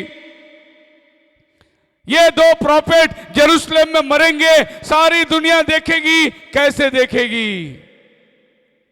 ये आज से 25 साल पहले संभव नहीं था कि कुछ घटना उधर देख रहे और दुनिया के हर एक लोग देख सकते हैं। संभव नहीं था, लेकिन आज संभव है। यानी वो 2 नबी अब धरती में आके मारे जाने के लिए तैयार हो रहे हैं, कारण हम प्रकाशित वाक्य 10वां अध्याय के 7वां वचन को पार कर दिए। अब 2 वचन बाकी है और 11वां अध्याय शुरू होगा। ये 2 वचन कौन सा है? जॉन वो किताब ले, खा और जाकर भविष्यवाणी कर। ये अगले 2 वचन में लिखा हुआ है और वो काम अभी हो रही है। नबी ने वो किताब को लिया, दुल्हन को दिया, दुल्हन आज वो किताब खाकर भविष्यवाणी कर रही है। समय का संदेश आज दुल्हन दे रही है। अभी अगला वचन 11वां अध्याय शुरू होता है। जैसा 11वां अध्याय शुरू होता है 2 नबी आ जाते हैं नीचे। जब 2 नबी आ जाता है, दुल्हन धरती पे नहीं है, रैप्चर के बाद ही उनका आना है। इसका मतलब आप और हम बिल्कुल रैप्चर के घड़ी में बैठे हुए हैं, जिसको बोलते हैं अंतिम समय की चोटी में हम बैठे हुए हैं। हम लोग दावा कहते हैं प्रकाशित वाक्य 10 सात 10 सात 10 सात, लेकिन 11वां में क्या हो रहा है? टाइम खत्म हो रहा है। अन्य जाति का समय खत्म हो गया। आप 10:07 की बात करते, 10:06 में टाइम खत्म हो गया। आकाश और पृथ्वी की शपथ खाकर मैं कहता हूं अब देर नहीं होगी। टाइम इज नो मोर। जब यह किताब नीचे उतर के आती है, समय का खात्मा होता है, उसके आगे समय नहीं है। हम लोग एक ऐसे गैप में बैठे हुए हैं जिसको हम बोल सकते हैं कि अनुग्रह का समय प्रभु ने हमें दिया है। मैं ऐसा समझता हूं आज आपके सामने प्रचार करने के लिए कि हो सकता है ये मेरा आखिरी कन्वेंशन। अगला साल आप कन्वेंशन देखेंगे नहीं देखेंगे इसकी कोई गारंटी नहीं। अगर प्रभु के आने में देर हो तो हम मिलेंगे, लेकिन उतना टाइम तो बचा नहीं है, क्योंकि हम लोग 10वां अध्याय 7 के अंदर आ चुके हैं, जहां समय का खात्मा का ऐलान किया गया। और 7वां अध्याय के अंदर नबी का संदेश जो है वो खुल गई। 7वें दूत के शब्द दिनों के दिनों में, उसका शब्द जाने वाला दिनों में। आज नबी धरती में नहीं है, लेकिन उसका शब्द जा रहा है। इसी समय के बारे में बाइबल में बात किया गया है। And the voice of the 7th angel, voice not angel, angel आया, वॉइस देख के चला गया, उसका वॉइस अभी चल रहा है, काम कर रहा है। उसी का वॉइस आज आपके साथ बात कर रहा है। मसीह में मेरे प्रिय लोगों, एक ऐसा समय के अंदर हम बैठे हैं जिसको हम लोग कहते हैं बड़ा ही कठिन और मुश्किल का समय आ चुका है। द सेम एंजल, पढ़िए Daniel 12:7, Daniel 12:7. And I heard a man clothed in linen, which was upon the waters of the river. तब जो पुरुष सन का वस्त्र पहने हुए नदी के जल के ऊपर था, उसने मेरे सुनते दाहिना और बायां अपने दोनों हाथ स्वर्ग की ओर उठाकर सदा जीवित रहने वाले की शपथ खाकर कहा, यह दशा 3.5 काल तक ही रहेगी। और जब पवित्र प्रजा की शक्ति टूटते टूटते समाप्त हो जाएगी, तब ये सब बातें पूरी होंगी। आमीन। अब यहां पर कुछ वर्ड को गौर करिए। एक लास्ट वर्ड फिनिश को गौर करिए। दूसरा बात, ऊपर राइट हैंड को गौर करिए। तीसरी बात, समय, समयों, आधा समय, इसको गौर करिए। इसमें बहुत मिस्ट्री है। दानियल ने जब इसे देखा तो कहा, उसने अपने दाहिना हाथ ऊपर उठाया और अब प्रकाशित वाक्य 10 में क्या दिखा है, उसके दाहिने हाथ में किताब है। वो लेकर जमीन पे आता है, वो आसमान और जमीन के बीच में खड़े रहकर शपथ खाता है। समय, समयों और आधा समय। तो समय, समयों, आधा समय कितना होता है? 1 + 2 3, आधा 3.5। एग्जैक्टली 3.5 साल के समय ये ऐलान हो रहा है ऊपर से। तो जब बाइबल 3.5 की बात करती है, आप पढ़िए, वहां पर जहां 11वें अध्याय में दूसरा वचन में लिखा है, मैं अपने 2 गवाहों को भेजूंगा, वो 1260 दिन तक भविष्यवाणी करेंगे। कितना टाइम हो गया? 1260 दिन। 1260 दिन 3.5 साल होता है। और यहां समय, समयों और आधा समय 3.5 साल। देखिए, दोनों दूत ऐलान करने वाला सेम ऐलान कर रहे या नहीं कर रहे? सेम बातें कर रहे नहीं कर रहे? वहां दानियल बोलता है जब वहां ये होगी, सारी बातें का खात्मा होगा, फिनिश। और यहां पे प्रकटीकरण 10 में लिखा है, जब वो दूत फूकेगा सब बात का फिनिश हो जाएगा, खात्मा हो जाएगा। साइमल्टेनियसली आप देखें तो दानियल 12 में जो दूत दानियल से बात कर रहा है, वही दूत अब जमीन में उतरकर हमारे दिनों के नबी से बात कर रहा है। एक ही दूत है दोनों भी, और दोनों भी ऐलान वही कर रहे हैं कि सब चीज का खात्मा है, फिनिश है। और जब खात्मा है तो आगे के जो समय है वो गिन के रखा हुआ है। उसके पहले का जो समय है वो गिना हुआ नहीं है, उसको बोलते हैं ग्रेस पीरियड। लेकिन यहूदियों के लिए जो समय दिया गया है वो ग्रेस पीरियड नहीं है, वो टाइम अलॉटेड है। उस टाइम के आगे वो जा ही नहीं सकते। कैसा टाइम अलॉटेड है? अब दानियल की फिर किताब में पढ़ सकते हो, 12 अध्याय के अंदर, समय नहीं मेरे पास। 1290 दिन, 30 दिन बढ़ा दिया गया। उसके बाद आखिर में लिखा है 1335 दिन, और वो 90 को आगे और बढ़ा दिया गया, 1335 तक चला गया। अब ये 1335 और ये 1290, और जो समय यहां पर देवदूत ऐलान करता है 1260 में समय खत्म हुआ। थोड़ा समय एक्सटेंड हुआ, हमारे लिए नहीं, यहूदियों के लिए, क्योंकि ये टाइम पे दुल्हन निकल जाती है, दुल्हन का समय खत्म हो चुका है। अब समय यहूदियों का शुरू होता है। यहूदियों का समय शुरू होता है कैसे? प्रभु ने उनको दिन गिन के दिया है। वो 2 नबी ठीक 1260 दिन तक ही प्रचार करेंगे। 61वां दिन में वो नहीं जाएंगे, क्योंकि उनका समय लिमिटेशन है। आपका और हमारा समय लिमिटेशन नहीं है। हम अनुग्रह के अंदर आ चुके हैं, लेकिन उनका समय प्रभु ने बांध के दिया है। इतना ही समय में ये काम होना चाहिए। आप मेरे साथ है? बोलो हालेलुया। सो मसीह में मेरे प्रिय लोगों, बाइबल एग्जैक्ट और एक्यूरेसी के अंदर चल रही है। इसमें कोई बात होगा, कब होगा, कैसे होगा, ऐसा कुछ भी नहीं है। सब समय पर पूरा होते होते चला गया है।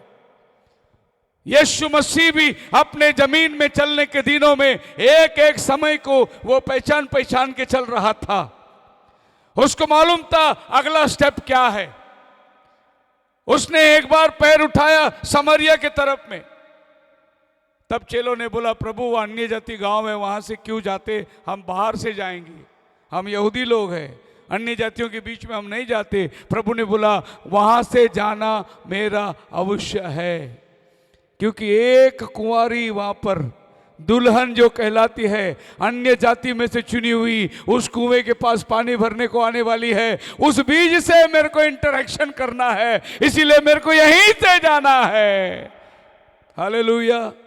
चेले नहीं समझ पा रहे थे। प्रभु ने कहा अब मेरा समय आ गया है, और यहूदा से कहा जा अपना काम कर। देखो टाइम बरोबर एक्यूरेट टाइम में बोल रहा है, जा अपना काम कर तू। और जब वो पहाड़ पर गया प्रार्थना के लिए, इनको कहा तुम जागते रहो, मैं प्रार्थना करता हूं। फिर आके देखा सोए हुए हैं, फिर जाके देखा सोए हुए हैं। तीसरी बार बोला अब सोते रहो, पकड़वाने वाला आ रहा है। एक्यूरेसी, एक एक टाइम को गिन के वो चलता था। इसके लिए एग्जैक्टली 3.5 साल उसकी सेवा थी, उसका सेवा वहीं से खत्म कर दिया। दुनिया में सबसे बड़ा पास्टर अगर कोई था तो वो प्रभु यीशु मसीह था, लेकिन वो पास्टर खाली 3.5 साल ही काम किया। और हम लोग 3.5 साल बाइबल कॉलेज करके अगला 30 साल काम करते हैं, लेकिन वो 30 साल काम करके 3.5 साल खाली उसने प्रचार किया। बोलो आप मेरे साथ सहमत है? बोलो हालेलुया। मसीह में मेरे प्रिय लोगों, समय का खात्मा अब हो चुका है। वही दूत जो वहां आया था यहां भी आकर जो किताब मोहर लगाकर बंद कर दी थी, वो आपका छुटकारे का किताब था, आपका रिडेम्पशन का किताब था। वो किताब को आपके हाथ में ले आके देने का काम था मेमने का। सो पहला छुटकारा आदम के वाटिका के अंदर। माफ करना स्क्रीन साफ नहीं है क्योंकि लाइट बहुत है, वरना मैं ये प्रोजेक्टर का इस्तेमाल इसलिए करता हूं कि जो आप सुन रहे हैं वो आप देखने भी पाए, और इससे समझना बहुत आसान हो जाता है।